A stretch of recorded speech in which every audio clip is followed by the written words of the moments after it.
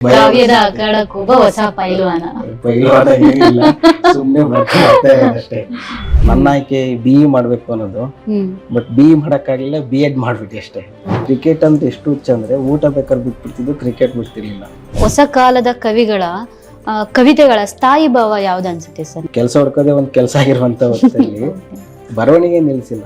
ಆದ್ರೆ ಈಗ ನಮ್ಮಂತವರೆಲ್ಲ ಪ್ರಕಟ ಮಾಡೋದು ಬಲು ಕಷ್ಟನೇ. ಕೇಂದ್ರ ಸಾಹಿತ್ಯ ಅಕಾಡೆಮಿ ಅವಾರ್ಡ್ ಬರುವಂತ ಸಂದರ್ಭದಲ್ಲಿ ಅದಕ್ಕೆ 35 ವರ್ಷ ಲಿಮಿಟ್ ಇದೆ. ಆ ಕಾರಣಕ್ಕೆ ಬೇಗ ಈ ವರ್ಷ ಒಂದು ತಗೊಂಬರೋ ಅಂತ ಎಲ್ಲ ಹೇಳ್ತಿದ್ರು. ನನಗೆ ಆ ಪ್ರಶಸ್ತಿ ಮುಖ್ಯ ಅಂತ ಅನಿಸ್ಲಿಲ್ಲ. ಯಾರಾದ್ರೂ ಒಬ್ರು ಕವಿ ಅಂತ ಕರೆದಾಗ್ಲೂ ಕೂಡ ನನಗೆ ಅದು ಮುಜುಗರ ಪದ.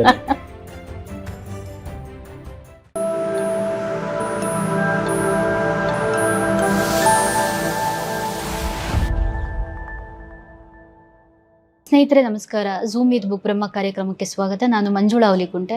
ಇವತ್ತು ನಮ್ಮ ಜೊತೆ ಇರುವಂಥ ಕವಿ ಎದೆಗಿಲಿಕೆ ಮೂಲಕ ಕನ್ನಡ ಸಾಹಿತ್ಯ ಲೋಕದಲ್ಲಿ ತಮ್ಮದೇ ಆದಂಥ ಚಾಪು ಮೂಡಿಸಿರುವಂಥ SK ಮಂಜುನಾಥ್ ಅವರು. ಅವ್ರನ್ನ ಕಾರ್ಯಕ್ರಮಕ್ಕೆ ಸ್ವಾಗತಿಸೋಣ. ಸರ್, ಕಾರ್ಯಕ್ರಮಕ್ಕೆ ಸ್ವಾಗತ. ನಮಸ್ತೆ ಸರ್, ತಿಪ್ಟೂರು ತಾಲೂಕಿನ ಶಿವರ ಒಂದು ಗ್ರಾಮದಿಂದ ನೀವು ಮೈಸೂರಿನ ಯೂನಿವರ್ಸಿಟಿ ಇದರವರೆಗೆ ತಲುಪಿದ್ದೀರಾ. ಶಿವರದಲ್ಲಿ ನೀವು ಕಳೆದ ಬಾಲ್ಯ ದಿನಗಳ ಬಗ್ಗೆ ಹೇಳೋದಾದ್ರೆ ಮಾತಾಡ್ಬೋದಾ ಸರ್? ಶಿವರ ಹುಟ್ಟೂರಾಗಿರೋದ್ರಿಂದ ಸಹಜವಾಗಿ ಅದ್ರ ಮೇಲೆ ಮೋಹ ಇದ್ದೇ ಇರುತ್ತೆ. ನನ್ನ ಬಾಲ್ಯ ಅಂದರೆ 1ರಿಂದ 7ನೇ ತರಗತಿ ತನಕ ಹೆಚ್ಚು ಕಡಿಮೆ ನಾನು ಅಲ್ಲೇ ಓದಿತ್ತು. ಹೈಸ್ಕೂಲ್ ವಿದ್ಯಾಭ್ಯಾಸಕ್ಕೆ ನಾನು ತಿಪ್ಟೂರಿಗೆ ಹೋದೆ. ಆ ಸಂದರ್ಭದಲ್ಲಿ ತುಂಬ ಒಂದು ರೀತಿಯ ಅಪ್ಪ ಇರ್ಬೋದು, ಅಮ್ಮ ಇರ್ಬೋದು, ಇವ್ರು ನಮ್ಮನ್ನು ತುಂಬ ಕಾಡ್ತಾ ಇದ್ರು. ಪ್ರತಿ ಬಾರಿ ನಮ್ಗೆ ಅವ್ರು ಹೇಳ್ತಿತ್ತು ಏನಂದರೆ, ಒಳ್ಳೆಯವ್ರ ಸಹವಾಸ ಮಾಡು, ಮತ್ತೆ ಒಳ್ಳೆಯವ್ರ ಸಂಘ ಮಾಡು, ಇದೇ ಮಾತನ್ನ ಹೇಳ್ತಾ ಇದ್ರು. ಆಮೇಲೆ ಮೋಸ ಮಾಡಬೇಡ, ಕಳ್ತನ ಮಾಡಬೇಡ, ಈ ಒಳ್ಳೆಯವ್ರು ಸಿಕ್ತಿದ್ರೆ ಸರ್ ಮಾಡ್ತಲೇ ಹೋಗ್ತಾ ಹೋದ್ರು. ನಾವ್ ಹಂಗಂದ್ರೆ ಏನಂತ ಗೊತ್ತಿಲ್ಲ. ಅಪ್ಪ ಅಮ್ಮನೇ ನನಗೆ ಒಂದಷ್ಟು ಡಾಮಿನೇಟ್ ಆಗಿ ನನ್ನ ತಿಂತಾ ಹೋದ್ರು. ಹಂಗಾಗಿ ಆಮೇಲೆ ಹೈಸ್ಕೂಲ್ಗೆ ಹೋದ್ವಿ. ಹೈಸ್ಕೂಲ್ಗೆ ಹೋದಂಥ ಸಂದರ್ಭದಲ್ಲಿ ಬಹಳ ನನಗೆ ಖುಷಿ ಕೊಡ್ತು. ತಿಪ್ಟೂರು ಹೊಸ್ದಾಗಿ ನೋಡ್ತಿದ್ವಿ. ಪ್ರೈಮರಿ ಸ್ಕೂಲ್ಗೆ ಹೋಗ್ಬೇಕಾದ್ರೆ ನಾವು ಕಾಲಲ್ಲಿ ಚಪ್ಪಲಿ ಕೂಡ ಹಾಕ್ತಿರ್ಲಿಲ್ಲ. ಮೊದಲ ಬಾರಿ ಚಪ್ಪಲಿ ತೊಟ್ಟಿತ್ತು ಯಾವಾಗ ಅಂದ್ರೆ ಹೈಸ್ಕೂಲ್ಗೆ ಹೋದ್ಮೇಲೆ. ಹೈಸ್ಕೂಲ್ಗೆ ಹೋಗೋ ಕಾರಣಕ್ಕೆ ಚಪ್ಪಲಿಯನ್ನು ನಾವು ತೊಟ್ಲಿಕ್ಕೆ ಆರಂಭ ಮಾಡಿದ್ವು. ಆ ಸಂದರ್ಭದಲ್ಲಿ ನನಗೆ ಸ್ವಲ್ಪ ಹುಡುಗರೆಲ್ಲ ಸೇರ್ಕೊಂಡು ಕ್ರಿಕೆಟ್ ಆಡ್ತಾ ಇದ್ವಿ ಸಿಕ್ಕಾಬಟ್ಟೆ. ಕ್ರಿಕೆಟ್ ಅಂತ ಎಷ್ಟು ಹುಚ್ಚ ಅಂದ್ರೆ ಊಟ ಬೇಕಾದ್ರೆ ಬಿಟ್ಬಿಡ್ತಿದ್ದು, ಕ್ರಿಕೆಟ್ ಬಿಡ್ತಿರ್ಲಿಲ್ಲ. ಈ ಕಾರಣಕ್ಕೆ ಓದು ಅದು ಇದು ಎಲ್ಲ ಮಿಕ್ಸ್ ಆಗ್ಬಿಟ್ಟು ನಾವೆಲ್ಲರೂ ಏನು ಮಾಡ್ತಾ ಇದ್ವಿ, ಹುಡುಗರು ಮನೇಲಿ ಕೆಲಸ ಬಿಟ್ಬಿಟ್ಟು ನಾವು ಕೆರೆ ಅಂಗ್ಲಕ್ಕೋ. ಓದೋ ವಾತಾವರಣ ಇತ್ತ ಸರ್ ಮನೆಯಲ್ಲಿ? ನಿಮ್ಮ ಇಂದಿನ ತಲೆಮಾರು ಓದಿದ್ದವ್ರ? ಇಲ್ಲ, ಆ ಥರ ಇಲ್ಲ. ಅಪ್ಪ 3ನೇ ಕ್ಲಾಸ್ ಏನೋ ಓದಿದ್ರು. ಅವರು 3ಕ್ಕೆ ಬಿಟ್ಬಿಟ್ಟಿದ್ರು. ಆಮೇಲೆ ಸಂಬಳಕ್ಕೆಲ್ಲ ಹೋದ್ರು. ಅವರು ಸಂಬಳಕ್ಕೆ ಹೋದಂಥ ಸಂದರ್ಭದಲ್ಲಿ ಅವರು ಕಂಟಿನ್ಯೂ ಮಾಡೋಕ್ಕಾಗಲಿಲ್ಲ. ಆ ಕನಸನ್ನು ನಮ್ಮ ಮೇಲೆ ಅವರು ಕಾಣ್ತಾ ಹೋದ್ರು. ಅವ್ರು ಯಾವಾಗಲೂ ಹೇಳ್ತಿದ್ರು, ನಾವಂತೂ ಓದಲಿಲ್ಲ, ನೀವು ತುಂಬ ಚೆನ್ನಾಗಿ ಓದಿ ಅಂತ. ಅಂದರೆ ಅವ್ರ ಉದ್ದೇಶ ಏನಂದ್ರೆ, ನಾನು ಯಾವುದೇ ಅಪ್ಪ ಅಮ್ಮ ಕೂಡ ನಾವು ತುಂಬಾ ಕಷ್ಟಪಟ್ಟಿರ್ತೀವಿ, ಮಕ್ಕಳದನ್ನ ಪಡಬಾರ್ದು, ನೀವು ಅದಕ್ಕೆ ಸುಖವಾಗಿರ್ಬೇಕು, ಚೆನ್ನಾಗಿರ್ಬೇಕು ಅಂತ ಎಲ್ಲ ತಂದೆ ತಾಯಿ ಬಯಸುವ ಹಾಗೆ ನಮ್ಮಪ್ಪನೂ ಕೂಡ ಆಗಿ ಬಯಸ್ತಾನೆ ಇದ್ರು. ಹಾಗಾಗಿ ನನಗೆ ಓದಿನ ಮೇಲೆ ತುಂಬಾ ಪ್ರೋತ್ಸಾಹನ ಕೊಟ್ಟರು. ಡಿಗ್ರಿ ಓದಿದ್ದು ನೀವು? ಡಿಗ್ರಿ ಎಲ್ಲ ತಿಪ್ಟೂರು. ಇನ್ಸಿಡೆಂಟ್ ಅಂದ್ರೆ 10ನೇ ಕ್ಲಾಸ್ ನಾನು ಬಂದಿದ್ದೀನಿ. ನನಗೆ ಕ್ರಿಕೆಟ್ ಹುಚ್ಚು ಅಂತ ಹೇಳ್ತಾ ಇದ್ವಲ್ಲ, 10ನೇ ಕ್ಲಾಸ್ ಪಾಸ್ ಆದ್ಮೇಲೆ ರಿಸಲ್ಟ್ ಬಂದ್ಮೇಲೆ ನಾನು ಪಾಸ್ ಆಗಿದ್ದೀನಿ. ಇಡೀ ಊರು ತುಂಬಾ ನಾನು ಪಾಸ್ ಆಗಿದ್ದೀನಿ ಅಂದ್ರೆ ಯಾರು ನಂಬ್ತಿಲ್ಲ. ಎಷ್ಟು ಸಬ್ಜೆಕ್ಟ್ ಹೋಗಿದೆ, ನಾನು ಪಾಸ್ ಆಗಿದ್ದೀನಿ ಅಂತ ಅವ್ರು ನಂಬಿತ್ತು ಯಾವಾಗ ಅಂದ್ರೆ, ನಾನು ಕಾಲೇಜ್ಗೆ ಸೇರ್ಕೊಂಡು ಬಸ್ನಲ್ಲಿ ಯಾವಾಗ ನಾನು ಕಾಲೇಜಿಗೆ ಹೋಗ್ತಿದ್ನೋ ಆಗ ನಂಬಿದ್ರು. ಆ ಥರದ್ದು ಒಂದು ವಾತಾವರಣ ಊರಿನಲ್ಲಿತ್ತು. ಕಾರಣ ಇಷ್ಟೇ, ಏನಂದ್ರೆ ಕ್ರಿಕೆಟ್ ಆಡ್ತಾ ಇದ್ವಿ. ಅಕ್ಕ ಹಗಲು ರಾತ್ರಿ ಎಲ್ಲ ಕಷ್ಟಪಟ್ಟು ಓದ್ತಾ ಇದ್ರು. ಆ ಕಾರಣಕ್ಕೆ ನನಗೆ ಓದಲ್ಲ ಇವನು ಅಂತ ಹೇಳ್ಬಿಟ್ಟು ಮನೆಯಲ್ಲಿ ಬೈಯೋದು, ಕ್ರಿಕೆಟ್ ಆಟದಿಂದ ಒದೆಲ್ಲ ತಿಂದಿದ್ದೀನಿ. ಈ ಥರದ್ದೆಲ್ಲ ಬಾಲ್ಯದಲ್ಲಿ. ಅಂದ್ರೆ ಇವಾಗ ಯಾರೇ ಒಬ್ಬ ಸಾಹಿತ್ಯಾಸಕ್ತರಿಗೆ ಅಥವಾ ಓದೋರಿಗೆ ಡಿಗ್ರಿ ಅನ್ನೋದು ಅವರ ಸಾಹಿತ್ಯದ ಅಂದ್ರೆ ಅವ್ರು ಏನು ಓದಬೇಕು ಅಂತ ಆಯ್ಕೆ ಮಾಡ್ಕೊಳ್ಳೋ ಅಂತ ಆಗಿರುತ್ತೆ. ಯಾವುದನ್ನು ಅವ್ರು ತುಂಬ ಇಷ್ಟಪಟ್ಟು ಓದ್ತಾರೆ, ಬೇಸಿಕ್ ಬೀಳೋವಂಥದ್ದು. ನಿಮ್ಮ ಡಿಗ್ರಿ ಓದಿನ ಟೈಮಿನ ನಿಮ್ಮ ಒಡನಾಟಗಳು ಹೇಗಿರ್ತಿತ್ತು ಸಾಹಿತ್ಯಕ್ಕೆ ಸಂಬಂಧಪಟ್ಟಾಗಿ? ಮೇಡಮ್, ನನ್ನ ಆಯ್ಕೆನೇ ಅಲ್ಲಿ ಇರಲಿಲ್ಲ. ನನ್ನ ಆಯ್ಕೆ BE ಮಾಡಬೇಕು ಅನ್ನೋದು, ಬಟ್ BE ಮಾಡೋಕ್ಕಾಗಲಿಲ್ಲ, B.Ed ಮಾಡ್ಬಿಟ್ಟು ಅಷ್ಟೇ. ಅಂದರೆ BE ಮಾಡಬೇಕು ಅಂತ ಮ್ಯಾಥ್ಸಲ್ಲಿ ನಾನು ತುಂಬ ಚೆನ್ನಾಗಿ ಓದ್ತಾ ಇದ್ದೆ ಅಂತ ನನ್ನ ಹೈಸ್ಕೂಲ್ ಮಾಸ್ಟರ್ ಒಬ್ರು ಹೇಳ್ತಾ ಇದ್ರು. PU ಸೇರ್ಕೊಂಡಾಗ ನಾನು ತಿಪ್ಟೂರಿನಲ್ಲಿ ಸೈನ್ಸ್ ತಗೋಬೇಕು ಅಂತ ನನ್ನ ಆಸೆ. ನನ್ನ ಮನೇಲಿ ಓದಲ್ಲ ಅನ್ನೋ ಕಾರಣಕ್ಕೆ ನಮ್ಮ ಮನೇಲಿ ಸೈನ್ಸ್ ಕೊಡಿಸ್ಲಿಲ್ಲ. ಅಕ್ಕ ರಾತ್ರಿ ಎಲ್ಲ ಕಷ್ಟಪಟ್ಟು ಸ್ವಲ್ಪ ಓದ್ತಿದ್ರು, ಆದರೆ ಅವ್ರು ಮ್ಯಾಥ್ಸ್ ಕಳ್ಕೊಂಡ್ಬಿಟ್ಟಿದ್ರು. ಈ ಕಾರಣಕ್ಕೆ ನನಗೆ ಸೈನ್ಸನ್ನು ಅವನು ಮೊದಲೇ ಕ್ರಿಕೆಟ್ ಆಡ್ಕೊಂಡು ಓಡಾಡ್ತಾನೆ ಅಂತ ಹೇಳ್ಬಿಟ್ಟು ಕೊಡಿಸ್ಲಿಲ್ಲ. ನಾನೇನು ಮಾಡ್ತಿದ್ದೆ, ಆ ಪಿ ಯುನಲ್ಲಿ ಮ್ಯಾಥ್ಸ್ ಕ್ಲಾಸು ಸೈನ್ಸ್ಗೆ ನಾನು ಜಾಯ್ನ್ ಆಗ್ತೀನಿ, ಚೇಂಜ್ ಆಫ್ ಕಾಂಬಿನೇಷನ್ ಮಾಡಿಸ್ಕೊಳ್ಬೋದಿತ್ತು. ಆ ಕಾರಣಕ್ಕೆ ನಾನು ಚೇಂಜ್ ಮಾಡಿಸ್ಕೊಳ್ಳೋಣ ಅಂತೇಳಿ ಪ್ರತಿದಿನ ಸೈನ್ಸ್ ಕ್ಲಾಸ್ಗೆ ಹೋಗಿ ಕೂತ್ಕೊತಿದ್ದೆ. ಆದರೆ ಅಲ್ಲಿ ಚೇಂಜ್ ಆಫ್ ಕಾಂಬಿನೇಷನ್ ಮಾಡಿಸ್ಕೊಂಬಂದಿರೋದು ಸ್ಲಿಪ್ ಕೊಡಿ ಅಂತ ಕೇಳ್ತಿದ್ರು. ಅಲ್ಲಿ ಪ್ರಿನ್ಸಿಪಲ್ ಹತ್ರ ಹೋಗಿ 2-3 ದಿನ ಕೇಳಿದೆ, ಅವ್ರು ಕೊಡಲಿಲ್ಲ. ಆ ಸಂದರ್ಭದಲ್ಲಿ ಅವತ್ತೊಂದು ದಿನ ಬೇಸರದಲ್ಲೇ ಕ್ಲಾಸ್ಗೆ ಹೋಗಿ ಕುಂತಿದ್ದೆ. ಅಲ್ಲಿ ಶೋಭಾ ಮೇಡಮ್ ಅಂತ ಮ್ಯಾಥ್ಸ್ ಟೀಚರು ಎಲ್ಲರ ಮುಂದೆ ಬೈದ್ಬಿಟ್ಟು ಆಚೆ ಕಳಿಸ್ಬಿಟ್ಟು, ಚೇಂಜ್ ಆಫ್ ಕಾಂಬಿನೇಷನ್ ಮಾಡಿಸ್ಕೊಂಬಂದರೆ ನೆಕ್ಸ್ಟ್ ಕ್ಲಾಸ್ ಸೇರಿಸ್ತೀವಿ, ಇಲ್ಲಾಂದ್ರೆ ಬರಬೇಡ ಅಂತ. ಆಗ ನಾನು ಒಂದು ರೀತಿ ಮುಜುಗರ ಆಯಿತು. ಹೆಣ್ಮಕ್ಳು ತುಂಬ ಇದ್ದಾಗ ಅವಮಾನ ಆಯಿತು. ನೆಕ್ಸ್ಟ್ ಈ ಕಾಲೇಜ್ ಹೆಂಗೆ ಹೋಗೋದು ಅಂತೇಳಿ ಯೋಚನೆ ಮಾಡ್ತಿರೋಂಥ ಸಂದರ್ಭದಲ್ಲಿ ಅವತ್ತು ಕನ್ನಡ ಕ್ಲಾಸ್ ಇತ್ತು ಯಾವುದೋ ಒಂದು. ಆ ಲ್ಯಾಂಗ್ವೇಜ್ ಕ್ಲಾಸಿಗೆ ಬಂದು ಕೂತ್ಕೊಂಡಾಗ ಬರ್ಗು ರಾಮಚಂದ್ರಪ್ಪನವ್ರ ಒಂದು ಪದ್ಯ ನಮ್ಮ ಮಾಸ್ಟ್ರು ತುಂಬ ಚೆನ್ನಾಗಿ ಮಾಡಿದ್ರು. ಆ ಲೈನ್ ನನಗೆ ತುಂಬ ಖುಷಿ ಕೊಡ್ತು. ಅಲ್ಲಿಂದ ನನಗೆ ಒಂದಷ್ಟು ಸಾಹಿತ್ಯದ ಮೇಲೆ ಈಗ ನನಗೇನಂದ್ರೆ ಈ ಹಳ್ಳಿ ಮಕ್ಳು ಅಂದ್ರೆ ಮ್ಯಾಥ್ಸ್ ಅಂದ್ರೆ ತುಂಬಾ ಭಯ ಪಡ್ತೀವಿ ನಾವು ಯೂಶಲಿ. ನಿಮ್ಗೆ ಯಾಕೆ ಗಣಿತದ ಬಗ್ಗೆ ಅಷ್ಟು ಪ್ರೀತಿ ಇತ್ತು? ಅಂದರೆ ನನಗೆ 1ನೇ ಕ್ಲಾಸೇ ಗಣಿತ ಇರ್ತಿತ್ತು. ನಮ್ಮ ಮಾಸ್ಟರ್ ಅವ್ರು ತುಂಬ ಚೆನ್ನಾಗಿ ಹೇಳ್ಕೊಡ್ತಿದ್ರು. ಮೇಷ್ಟ್ರು ಕಾರಣಕ್ಕೆ ಅಂತಲ್ಲ, ಅವ್ರು ಚೆನ್ನಾಗಿ ಹೇಳ್ಕೊಡ್ತಿದ್ರು, ಅರ್ಥ ಆಗ್ತಿತ್ತು. ಆ ಕಾರಣಕ್ಕೆ ನನಗೆ ಗಣಿತ ಇಷ್ಟ ಆಯಿತು. ಆ ಮಾಸ್ಟರ್ ತುಂಬ ಮೋಟಿವೇಟ್ ಮಾಡ್ತಿದ್ರು. ಆಮೇಲೆ ಅವ್ರು ನನಗೆ BE ಮಾಡು ಅಂತ ಹೇಳಿದರು. ಆ ಕಾರಣಕ್ಕೆ ನಾನು BE ಮಾಡಬೇಕು ಅನ್ನೋದು ನನ್ನ ತಲೆ ಒಳಗಿತ್ತು. ಆ ನಂತರದಲ್ಲಿ ಮನೆಯಲ್ಲಿ ಆರ್ಟ್ಸ್ ಕೊಡಿಸಿ ಈ ಥರ ಮಾಡಿದಾಗ ನಾನು ಆಯ್ಕೆ ಮಾಡ್ಕೊಳ್ಳಿಲ್ಲ, ಅದು ನನ್ನನ್ನೇ ಅದು ಆಯ್ಕೆ ಮಾಡ್ಕೊತೀನೋ ಅಂತ. ಈಗ ತೃಪ್ತಿ ಇದೆಯಾ ಸರ್ ನೀವು ಓದಿದ್ರ ಬಗ್ಗೆ, ಕೆಲಸದ ಬಗ್ಗೆ? ಮತ್ತೆ ಇವಾಗ ನೀವು MA ಮಾಡಲಿಕ್ಕೆ ಮೈಸೂರಿಗೆ ಬರ್ತೀರಾ, ಸಾಂಸ್ಕೃತಿಕ ನಗರಿ. ಅಲ್ಲಿನ ಓದಿನ ವಾತಾವರಣ ಎಲ್ಲ ತುಂಬ ಡಿಫ್ರೆಂಟ್ ಇರುತ್ತೆ. ಈ ಮೈಸೂರು ಯೂನಿವರ್ಸಿಟಿಯ ನಿಮ್ಮ ಅನುಭವಗಳನ್ನ ಹೇಳೋದಾದರೆ ಹೇಗಿತ್ತು ಸರ್? ಮೈಸೂರು ಯೂನಿವರ್ಸಿಟಿ ನನಗೆ ತುಮಕೂರಿಂದ ಮೈಸೂರಿಗೆ ಅಪ್ಲಿಕೇಶನ್ ಹಾಕ್ತೆ. ಡಿಗ್ರಿ ಕಂಪ್ಲೀಟ್ ಆದಮೇಲೆ ಅದರ್ ಯೂನಿವರ್ಸಿಟಿ 2 ಸೀಟ್ ಮಾತ್ರ ಇರ್ತೇವೆ ಮೇಡಮ್. ಅಲ್ಲಿ 2 ಸೀಟ್ ಅಷ್ಟೇ ಇರೋದ್ರಿಂದ ನಾನು 3ನೇವನೋ ಏನೋ ಆಗಿರ್ತೀನಿ, ನನಗೆ ಸೀಟ್ ಮಿಸ್ ಆಗುತ್ತೆ. ತುಮಕೂರು ಯೂನಿವರ್ಸಿಟಿನಲ್ಲಿ ಫ್ರೀಯಾಗಿ ಸೀಟ್ ಕರೆದಿರ್ತಾರೆ, ಅಲ್ಲೂ ಕೂಡ ನಾನು ಮಿಸ್ ಮಾಡ್ಕೊತೀನಿ. ಇನ್ನು ಬೇರೆ ಬೇರೆ ಯೂನಿವರ್ಸಿಟಿಗೆ ಅಪ್ಲಿಕೇಶನ್ ಹಾಕಿರೋದಿಲ್ಲ, ಇದು ಸಿಕ್ಕೇ ಸಿಗುತ್ತೆ ಅನ್ನೋ ಕಾರಣಕ್ಕೆ. ಆಗ ನಾನು ಒಂದು ರೀತಿಯಲ್ಲಿ ಆವಾಗ ಒಂದು ರೀತಿ ಅನಾಥ ಪ್ರಜ್ಞೆ ಥರ ಕಾಡ್ಲಿಕ್ಕೆ ಆರಂಭ ಮಾಡ್ತೀವಿ. ಓಪನ್ ಯೂನಿವರ್ಸಿಟಿನಲ್ಲಿ ಹೋಗೋಕ್ಕೆ ಇಷ್ಟ ಆಗಲ್ಲ. ಆಗೇನು ಮಾಡೋದು, ನಾನು ರೆಗ್ಯುಲರ್ ಮಾಡಬೇಕು ಅನ್ನೋದೇ ನನ್ನ ಹಂಬಲಾಗಿತ್ತು. ಆ ಕಾರಣಕ್ಕೆ ಏನು ಮಾಡೋದು ಅಂತ ಯೋಚನೆ ಮಾಡ್ತಿರ್ಬೇಕಾದ್ರೆ JSSನಲ್ಲಿ ಕನ್ನಡ MA ಹೊಸದಾಗಿ ಓಪನ್ ಮಾಡಿದ್ರು. ಆಗ ನಾನು ಅಲ್ಲಿ ಸೇರಿಕೊಂಡು ಕನ್ನಡ MAನ ಕಂಪ್ಲೀಟ್ ಮಾಡಿದೆ. ಆ ಸಂದರ್ಭದಲ್ಲಿ ನಂಗೆ ತುಂಬ ಜನ ಹೆಲ್ಪ್ ಮಾಡಿದ್ರು. ಕೃಪಾಕರ್ ಸೇನಾನಿ ಸರ್ ಇರ್ಬೋದು, ಆಲೂರು ದೊಡ್ಡನಿಂಗಪ್ಪ ಮತ್ತು ಸ್ವಾಮಿಯಾನಂದ್ ಸರ್, ಇವರು ಎಲ್ಲರೂ. ಇವರು ಒಡನಾಟ ಹೇಗೆ ಸಿಕ್ತು ಸರ್? ನೀವು ಓದ ತಕ್ಷಣ ತುಂಬ ದೊಡ್ಡ ದೊಡ್ಡ ಸಾಹಿತಿಗಳು ಈಗಾಗಲೇ ಗುರುತಿಸಿಕೊಂಡು MAನಲ್ಲಿ ಹೋಗೋದಕ್ಕಿಂತ ಮೊದಲು ಡಿಗ್ರಿನಲ್ಲಿ ನನಗೆ TS ನಾಗರಾಜ್ ಶೆಟ್ಟಿ ಮತ್ತು GS ರಮೇಶ್ ಮಾಸ್ಟರ್ ತುಂಬ ಚೆನ್ನಾಗಿ ನನಗೆ ಹೇಳ್ಕೊಟ್ಟಿದ್ರು. ನಾನು ಡಿಗ್ರಿ ಓದಬೇಕಾದ್ರೆ ಅಲ್ಲಿ ತಿಪ್ಟೂರಿನ ಅಡವಪ್ಪ ಕಾಲೇಜ್ನಲ್ಲಿ ಡಿಗ್ರಿ ಓದ್ತಿದ್ರೆ ಪಕ್ಕದಲ್ಲಿ PU ಕಾಲೇಜ್ನಲ್ಲಿ NK ಹನುಮಂತ ಇರ್ತಿದ್ರು. ಆ ಲೈಬ್ರರಿಗೆ ಹೋದಾಗ NK ಒಂದಿನ ಸಿಕ್ಕಿದಾಗ ಮುಖಾಮುಖಿ ಆದ್ವಿ. ಅಲ್ಲಿಂದ ನಮ್ಮ ಒಡನಾಟ ಆರಂಭ ಆಯಿತು. ಕವಿತೆ ಏನೋ ಬರೆಯೋದು, ಪ್ರತಿನಿತ್ಯ ಕೆಲಸಕ್ಕೆ ಸಿಕ್ತಾಗೆಲ್ಲ ಹೇಳೋರು, ಇವತ್ತು ನಾನು ಒಂದು ಕವಿತೆ ಕೇಳಿದರೆ ಒಂದು ಮಸಾಲೆ ದೋಸೆ ಕೊಡಿಸ್ತೀನಿ ಅಂತ ಹೇಳೋರು NK ಹನುಮಂತೆ. ನನಗೆ ಅವ್ರ ಕವಿತೆ ನನಗೆ ಇಷ್ಟ ಆಗ್ತಿರಲಿಲ್ಲ, ಮಸಾಲೆ ದೋಸೆ ಕೊಡಿಸ್ತಾರಲ್ಲ ಆ ಕಾರಣಕ್ಕೆ ಕೇಳ್ತೀನಿ ಅಂತೇಳಿ ಕೂತ್ಕೊಂತಿದ್ದೆ. ಮೊದಲು ನನಗೆ NK ದೊಡ್ಡ ಕವಿ ಆ ಥರದ್ದೆಲ್ಲ ಏನು ಗೊತ್ತಿಲ್ಲ. ತಿಪ್ಟೂರ್ನವ್ರಂತೆ ಇಲ್ಲಿ ಲೆಕ್ಚರ್ಸ್ ಅಂತ ಅಷ್ಟೇ ನಮ್ಮ ಮೈಂಡಲ್ಲಿ ಇತ್ತು. ನನಗೆ ಇಷ್ಟು ಕವಿತೆ ಅದು ಗಾಳಿಗಂಧ ಇಲ್ದಿರುವಂತ ಓದ್ತದು. ಆ ಸಂದರ್ಭದಲ್ಲಿ NK ಈ ರೀತಿ ಪರಿಚಯ ಆಗ್ತಿತ್ತು. ಅವ್ರು ಕವಿತೆ ಹೇಳ್ತಿದ್ರು, ನನಗೆ ಅರ್ಥ ಆಗ್ತಿತ್ತು ಇಲ್ವೋ, ಬಟ್ ಏನೋ ಒಂಥರ ಅನ್ಸೋದು. ಅವ್ರು ಕವಿತೆ ಹೇಳ್ಬೇಕಾದ್ರೆ ತುಂಬಾ ರೋಮಾಂಚನಗೊಂತಿದ್ವಿ. ಕಡೆಗೆ ನನಗೆ ಬೇಕಾಯ್ತಿರಂದ್ರೆ ಅದು ಮಸಾಲೆ ದೋಸೆ ಅಷ್ಟೇ. ಮಸಾಲೆ ದೋಸೆ ತಿನ್ಕೊಂಡು ಆದ್ಮೇಲೆ ಹಿಂಗೆ ಬರ್ತಾ ಇದ್ವಿ. ಆಗ ನನಗೆ ಕಮ್ಮಟಗಳು ಆರಂಭ ಆಗ್ತಾ ಇದ್ದು. ಅಂತ ಹೊತ್ತಿನಲ್ಲಿ ನಾಗರಾಜ್ ಶೆಟ್ರು ಸಾಹಿತ್ಯ ಅಕಾಡೆಮಿಯಲ್ಲಿ ನಡೆಸುವಂಥ ಕಮ್ಮಟಕ್ಕೆ ನನ್ನನ್ನು ಅರ್ಜಿ ಹಾಕಿಸಿ ಅವ್ರು ಯಾವುದೋ ಒಂದು ಇನಾಗ್ರೇಷನ್ ಮಾಡ್ತಿದ್ದಾಗ ಬಾದಾಮಿಗೆ ನನ್ನನ್ನು ಕರ್ಕೊಂಡೋಗಿದ್ರು. ಆ ಕಮ್ಮಟದಲ್ಲಿ ನಾನು ತುಂಬ ಕಲ್ತ್ಕೊಂಡೆ. ಆಮೇಲೆ ದೊಡ್ಡ ದೊಡ್ಡ ಕವಿಗಳೆಲ್ಲ ಅಲ್ಲಿ ಪರಿಚಯ ಆಗ್ತಾ ಹೋದ್ರು. ನನಗೆ ಆ ಕಮ್ಮಟ ಒಂದು ರೀತಿ ರುಚಿ ಅನಿಸ್ತು. ಕ್ಲಾಸ್ ರೂಮ್ ಬೋರ್ ಅನ್ನಿಸ್ದಾಗ ಈ ಕಮ್ಮಟನೇ ತುಂಬಾ ಚೆನ್ನಾಗಿದೆಯಲ್ಲ. ಅದಕ್ಕೆ ಮುಂಚೆ ನಿಮ್ಮ ಓದಿನ ಹವ್ಯಾಸ ಹೇಗಿತ್ತು ಸರ್? ಅಂದ್ರೆ ಇವಾಗ ಓದಿನ ಶಾಲಾ ದಿನಗಳ ಅಥವಾ ಕಾಲೇಜ್ ದಿನಗಳಿಂದ ಪಠ್ಯದಾಚೆಗೆ ನೀವು ಓದುತ್ತಿದ್ರೆ ಸಾಹಿತ್ಯನ? ಮೇಡಮ್, ಡಿಗ್ರಿವರೆಗೂ ನಾನು ಪಠ್ಯದ ಆಚೆಗೆ ಒಂದು ಓದಿಲ್ಲ. ಸಿಲೆಬಸ್ ಬಿಟ್ಟು ಅದ್ರ ಆಚೆಗೆ ನಾನು ಎಲ್ಲೂ ಹೋಗ್ಲಿಲ್ಲ. ಯಾಕಂದ್ರೆ ಆ ಥರದ್ದೊಂದು ವಾತಾವರಣ ನನಗೆ ಇರಲಿಲ್ಲ. ಅಪ್ಪ ಅಮ್ಮ ಇರ್ಬೋದು, ಅವ್ರ ಪಾಡಿಗೆ ಅವ್ರು ಕೆಲಸ ಮಾಡ್ತಿದ್ರು, ನನ್ನ ಪಾಡಿ ನಾನು ಓದ್ತಿದ್ವಿ. ನಾವು ಆಟ ಆಡ್ಕೊಂಡೇ ಕಾಲ ಕಳೀತಿದ್ವಿ. ಆ ಕಾರಣಕ್ಕೆ ನನಗೆ ಸೈನ್ಸ್ ಕೂಡ ಕೊಡಿಸ್ಲಿಲ್ಲ. ನನಗೆ ತುಂಬ ಇಂಪ್ರೆಸ್ ಮಾಡಿತ್ತೇನೆಂದರೆ, ಡಿಗ್ರಿ ಸೇರಿ 1.5 ವರ್ಷ ಹೆಚ್ಚು ಕಡಿಮೆ ನಾನು ಒಂದು ಬುಕ್ ಲೈಬ್ರರಿ ತೆಗೆದುಕೊಂಡಿರಲಿಲ್ಲ.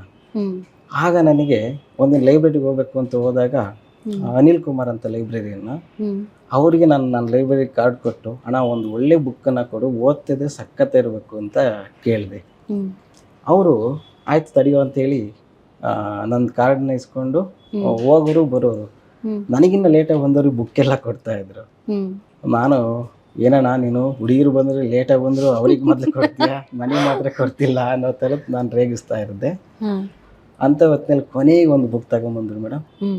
ಅದು ಯಾವ್ದು ಬುಕ್ಕು ನಾನು ಕುತೂಹಲದಿಂದ ಅವರು ಬರ್ಕೊಡ್ಬೇಕಾದ್ರೆ ಅಲ್ಲಿ ನೋಡ್ತಾ ಇದ್ದೆ. ಅದು ಮಹಾಪಲಾಯನ ತೇಜಸ್ವಿ. ನನಗೆ ನಿಜಕ್ಕೂ ಅವತ್ತು ಹೇಗಾಯ್ತು ಅಂದರೆ, ಇಡೀ ಕ್ಲಾಸ್ ರೂಮ್ನಲ್ಲಿ ಸುಮ್ಮನೆ ಒಂದು ಬ್ಲರ್ಬ್ ಓದ್ತಾ ಕೂತ್ಕೊಂಡಿದ್ದೀನಿ. ಆನಂತರದ ಬುಕ್ ತೆಗೆದುಕೊಂಡು ಕ್ಲಾಸ್ ರೂಮಲ್ಲಿ ಅದು ಓದ್ತಾ ಇರ್ಬೇಕಾದ್ರೆ ನನಗೆ ಗೊತ್ತಿಲ್ಲದೆ ಇನ್ವಾಲ್ವ್ಮೆಂಟ್ ಆಗಿ ಕ್ಲಾಸ್ ರೂಮಲ್ಲಿ ಓದ್ತಾ ಇದ್ದೀನಿ. ನಾನು ಲಾಸ್ಟ್ ಬೆಂಚಿನ ವಿದ್ಯಾರ್ಥಿ, ಯಾರೂ ಕಾಣಲ್ಲ ಅನ್ನೋ ಕಾರಣಕ್ಕೆ ಕೂತ್ಕೊಂಡು ಓದ್ತಿದ್ದೀನಿ. ನಮ್ಮ ಮೇಡಮ್ ಒಬ್ಬರು ಕ್ವಶನ್ ಕೇಳಿದ್ರು, ನನಗದು ಗೊತ್ತಾಗಿಲ್ಲ. ಆಮೇಲೆ ಅವರು ಎಬ್ಬಿಸಿ ನಿಲ್ಲಿಸಿ ಬೈದು ಎಟೌಟ್ ಅಂದರು. ಆಯ್ತು ಮೇಡಮ್ ಅಂತ ಆಚೆ ಬಂದೆ. ನಾನು ಓದ್ತಾನೆ ಇರ್ಲಿಲ್ವಲ್ಲ ಅವತ್ತು ಬಸ್ಸಲ್ಲಿ ಕೂಡ ಹೋಗ್ಬೇಕಾದ್ರೆ ಊರಲ್ಲಿ ಅದು ಅಷ್ಟು ಕಾಡ್ತಾ ಇತ್ತು ತೇಜಸ್ವಿದು. ಆ ಬಸ್ಸಲ್ಲೂ ಕೂಡ ಒಂದೆರಡು ಪುಟಗಳನ್ನ ತಿರುವಾಕೊಂಡು ಹೋದೆ. ಹೆಚ್ಚು ಕಡಿಮೆ ಮಿಡ್ನೈಟ್ 2 ಗಂಟೆ ಹೊತ್ತಿಗೆ ನಾನು ಆ ಬುಕ್ಕನ್ನು ಮುಗಿಸಿದ್ದೆ. ಹೆಚ್ಚು ಕಡಿಮೆ ಅಷ್ಟು ಒಂದೇ ರೀಡಿಂಗಲ್ಲಿ ಮುಗೀತು. ಆಗ ನಾನು ಓದ್ಲಿಕ್ಕೆ ಆರಂಭ ಮಾಡಿತ್ತು. ಇನ್ನು ಉಳಿದ 1.5 ವರ್ಷ ಡಿಗ್ರಿ 3 ವರ್ಷದಲ್ಲಿ ನಾನು ಹೆಚ್ಚು ಕಡಿಮೆ ತೇಜಸ್ವಿಯ ಎಲ್ಲ ಬುಕ್, ಮೆಜಾರಿಟಿ ಬುಕ್ಕನ್ನು ನಾನು ಭಾಳ ಮುಖ್ಯವಾದ ಬುಕ್ಕನ್ನು ತೇಜಸ್ವಿ ಓದಿದ್ದೆ. ಮತ್ತು ಬಹುಮುಖ್ಯವಾದ ಕಾದಂಬರಿಗಳನ್ನ ಓದ್ಲಿಕ್ಕೆ ಆರಂಭ ಮಾಡಿದೆ. ಕಥೆಗಾರರು ಅಂದರೆ ಒಂದಷ್ಟು ಒಟ್ಟಿನಲ್ಲಿ ನಿಮಗೆ ಅನಿಲ್ ಕುಮಾರ್ ಅವರು ನಿಮ್ಮ ಓದಿಗೆ ಒಂದು ಒಳ್ಳೆ ದಿಕ್ಕು ತೋರಿಸಿದೆ ಅಂತ ಹೇಳ್ಬೋದು ಲೈಬ್ರರಿ. ಹಂಗಾಗಿ ಅಲ್ಲಿಂದ ಆ ಹುಚ್ಚು ಜಾಸ್ತಿ ಆದಾಗ ಆವಾಗ ನಾನೇ ಹುಡುಕಾಡ್ಲಿಕ್ಕೆ ಆರಂಭ ಮಾಡಿದ್ರು. ಅವಾಗ ಸಾಹಿತ್ಯ ಅಕಾಡೆಮಿ ಕಮ್ಮಟಗಳು ಬರ್ತಿತ್ತು. ಆಗ ದಳವಾಯಿ ಅಂತವ್ರು ಪರಿಚಯ ಆಗ್ತಿದ್ರು. ಬೇರೆ ಬೇರೆ ದೊಡ್ಡ ದೊಡ್ಡ ಲೇಖಕರನ್ನೆಲ್ಲ ನಾವು ಮುಖತಃ ನೋಡ್ತಿದ್ವಿ. ನಾವು ಪಠ್ಯದಲ್ಲಿ ಓದ್ತಿರುವ ಲೇಖಕರೇ ನಮ್ಮ ಕಣ್ಣೆದ್ರಿಗೆ ಸಿಕ್ಕಿದಾಗ ಭಾಳ ಖುಷಿ ಆಗುತ್ತೆ. ಆವಾಗ ನನಗೆ ಆ ಡಿಗ್ರಿ ಅನ್ನೋದು ಒಂದು ತುಂಬಾ ಸ್ಪೇಸ್ ಅನ್ನ ಕ್ರಿಯೇಟ್ ಮಾಡ್ತು. ನನಗೆ ಅಂಬೇಡ್ಕರ್ ಪರಿಚಯ ಆಗಿತ್ತು ಆನಂತರದಲ್ಲಿ. ಅದಕ್ಕಿಂತ ಮೊದಲು ನನಗೆ ಕಾರಂತರು ಭಾಳ ಇನ್ಫ್ಲುಯೆನ್ಸ್ ಮಾಡಿದ್ರು ದೇವ್ರ ವಿಚಾರದಲ್ಲಿ. ಈ ಥರದ ಅನೇಕ ಸಾಧ್ಯತೆಗಳಿಗೆ ನಾನು ತಿಳಿದುಕೊಳ್ಳಿಕ್ಕೆ ಡಿಗ್ರಿನ ಒಂದು ಓದು ಭಾಳ ಹೆಲ್ಪ್ ಮಾಡ್ತಾರೆ. ಹಾಂ ಸರ್. ಇವಾಗ ಮತ್ತೆ ನಿಮ್ಮ MA ಆಯಿತು, ನಿಮ್ಮ PhD ವಿಷಯ ಬಂದು ಹೊಸ ತಲೆಮಾರಿನ ಕಾವ್ಯದ ಅಭಿವ್ಯಕ್ತಿಯ ವಿನ್ಯಾಸಗಳು, ಹೊಸ ತಲೆಮಾರಿನ ಕನ್ನಡ ಕಾವ್ಯದಲ್ಲಿ. ಈ ವಿಷಯ ನಿಮಗೆ ಯಾಕೆ ಮುಖ್ಯ ಅನ್ನಿಸ್ತು ಸರ್? ಈ ವಿಷಯದ ಮೇಲೆ PhD ಮಾಡಬೇಕಂತ ಹೆಂಗೆ ಅನ್ನಿಸ್ತು ನಿಮಗೆ? ಮೇಡಮ್, ಇದು ಬಹುಮುಖ್ಯವಾಗಿ ಒಂದು ಮಾರ್ಗದರ್ಶಕನ ಹುಡುಕೋದೇ ಬಲು ದೊಡ್ಡ ಕೆಲಸ, ಸಾಹಸ ಒಂದು ರೀತಿಯಲ್ಲಿ. ಅಂಥ ಹೊತ್ತಿನಲ್ಲಿ ನನಗೆ ಡಾಕ್ಟರ್ ನರೇಂದ್ರ ಕುಮಾರ್ ಅವರು ಮಾರ್ಗದರ್ಶನ ಮಾಡಲಿಕ್ಕೆ ಒಪ್ಕೊಂತಾರೆ. ನನ್ನ ಮೊದಲ ಟಾಪಿಕ್ ಬಂದು ಹೋರಾಟದ ಹಾಡುಗಳ ಮೇಲೆ ಆಯ್ಕೆ ಮಾಡ್ಕೊಂಡಿದ್ದೆ ಮೇಡಮ್. ಅದು 2 ವರ್ಷ ಆ ವರ್ಕ್ ಮೇಲೂ ಕೂಡ ಕಂಪ್ಲೀಟ್ ಮಾಡ್ಕೊಂಡಿದ್ದೆ. ಆದರೆ ಆ ನಂತರದಲ್ಲಿ ಏನಾಯಿತು, ಕಲಬುರ್ಗಿ ಹತ್ಯೆ ಆಯಿತು, ಪಾನ್ಸಾರಿ ಅವರ ಹತ್ಯೆ ಆಯಿತು. ಆಗ ಮುರುಗನ್ ಪೆರುಮಾಳ್ ಅವರು ನಾನು ಬರವಣಿಗೆ ನಿಲ್ಲಿಸ್ತೀನಿ ಅಂತ ಒಂದು ಟ್ವೀಟ್ ಮಾಡ್ತಾರೆ.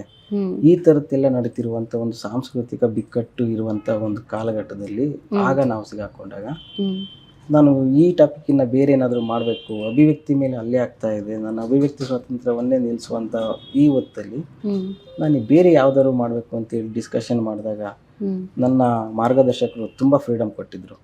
ಆ ಕಾರಣಕ್ಕೆ ನಾನು ನಾಡಿನ ತುಂಬ ಜನ ಲೇಖಕರ ಜೊತೆ ಚರ್ಚೆ ಮಾಡಿದಾಗ ತರೀಕೆರೆ ಅವರು ಒಂದು ಸಜೆಸ್ಟ್ ಮಾಡಿದ್ರು, ನಾನು ಅಭಿವ್ಯಕ್ತಿ ಮೇಲೆ ಏನಾದರೂ ಮಾಡ್ಲಿಕ್ಕಾಗುತ್ತೆ ಅಂತ ನೋಡಿದಾಗ ಆವಾಗ ನನಗೆ ಹೊಸ ತಲೆಮಾರಿನ ಕಾವ್ಯವನ್ನು ಕುರಿತು ಏನಾದರೂ ಮಾತಾಡ್ಲಿಕ್ಕೆ ಸಾಧ್ಯ ಆಗುತ್ತಾ ಅಂತ ಅಂದ್ಕೊಂಡೆ.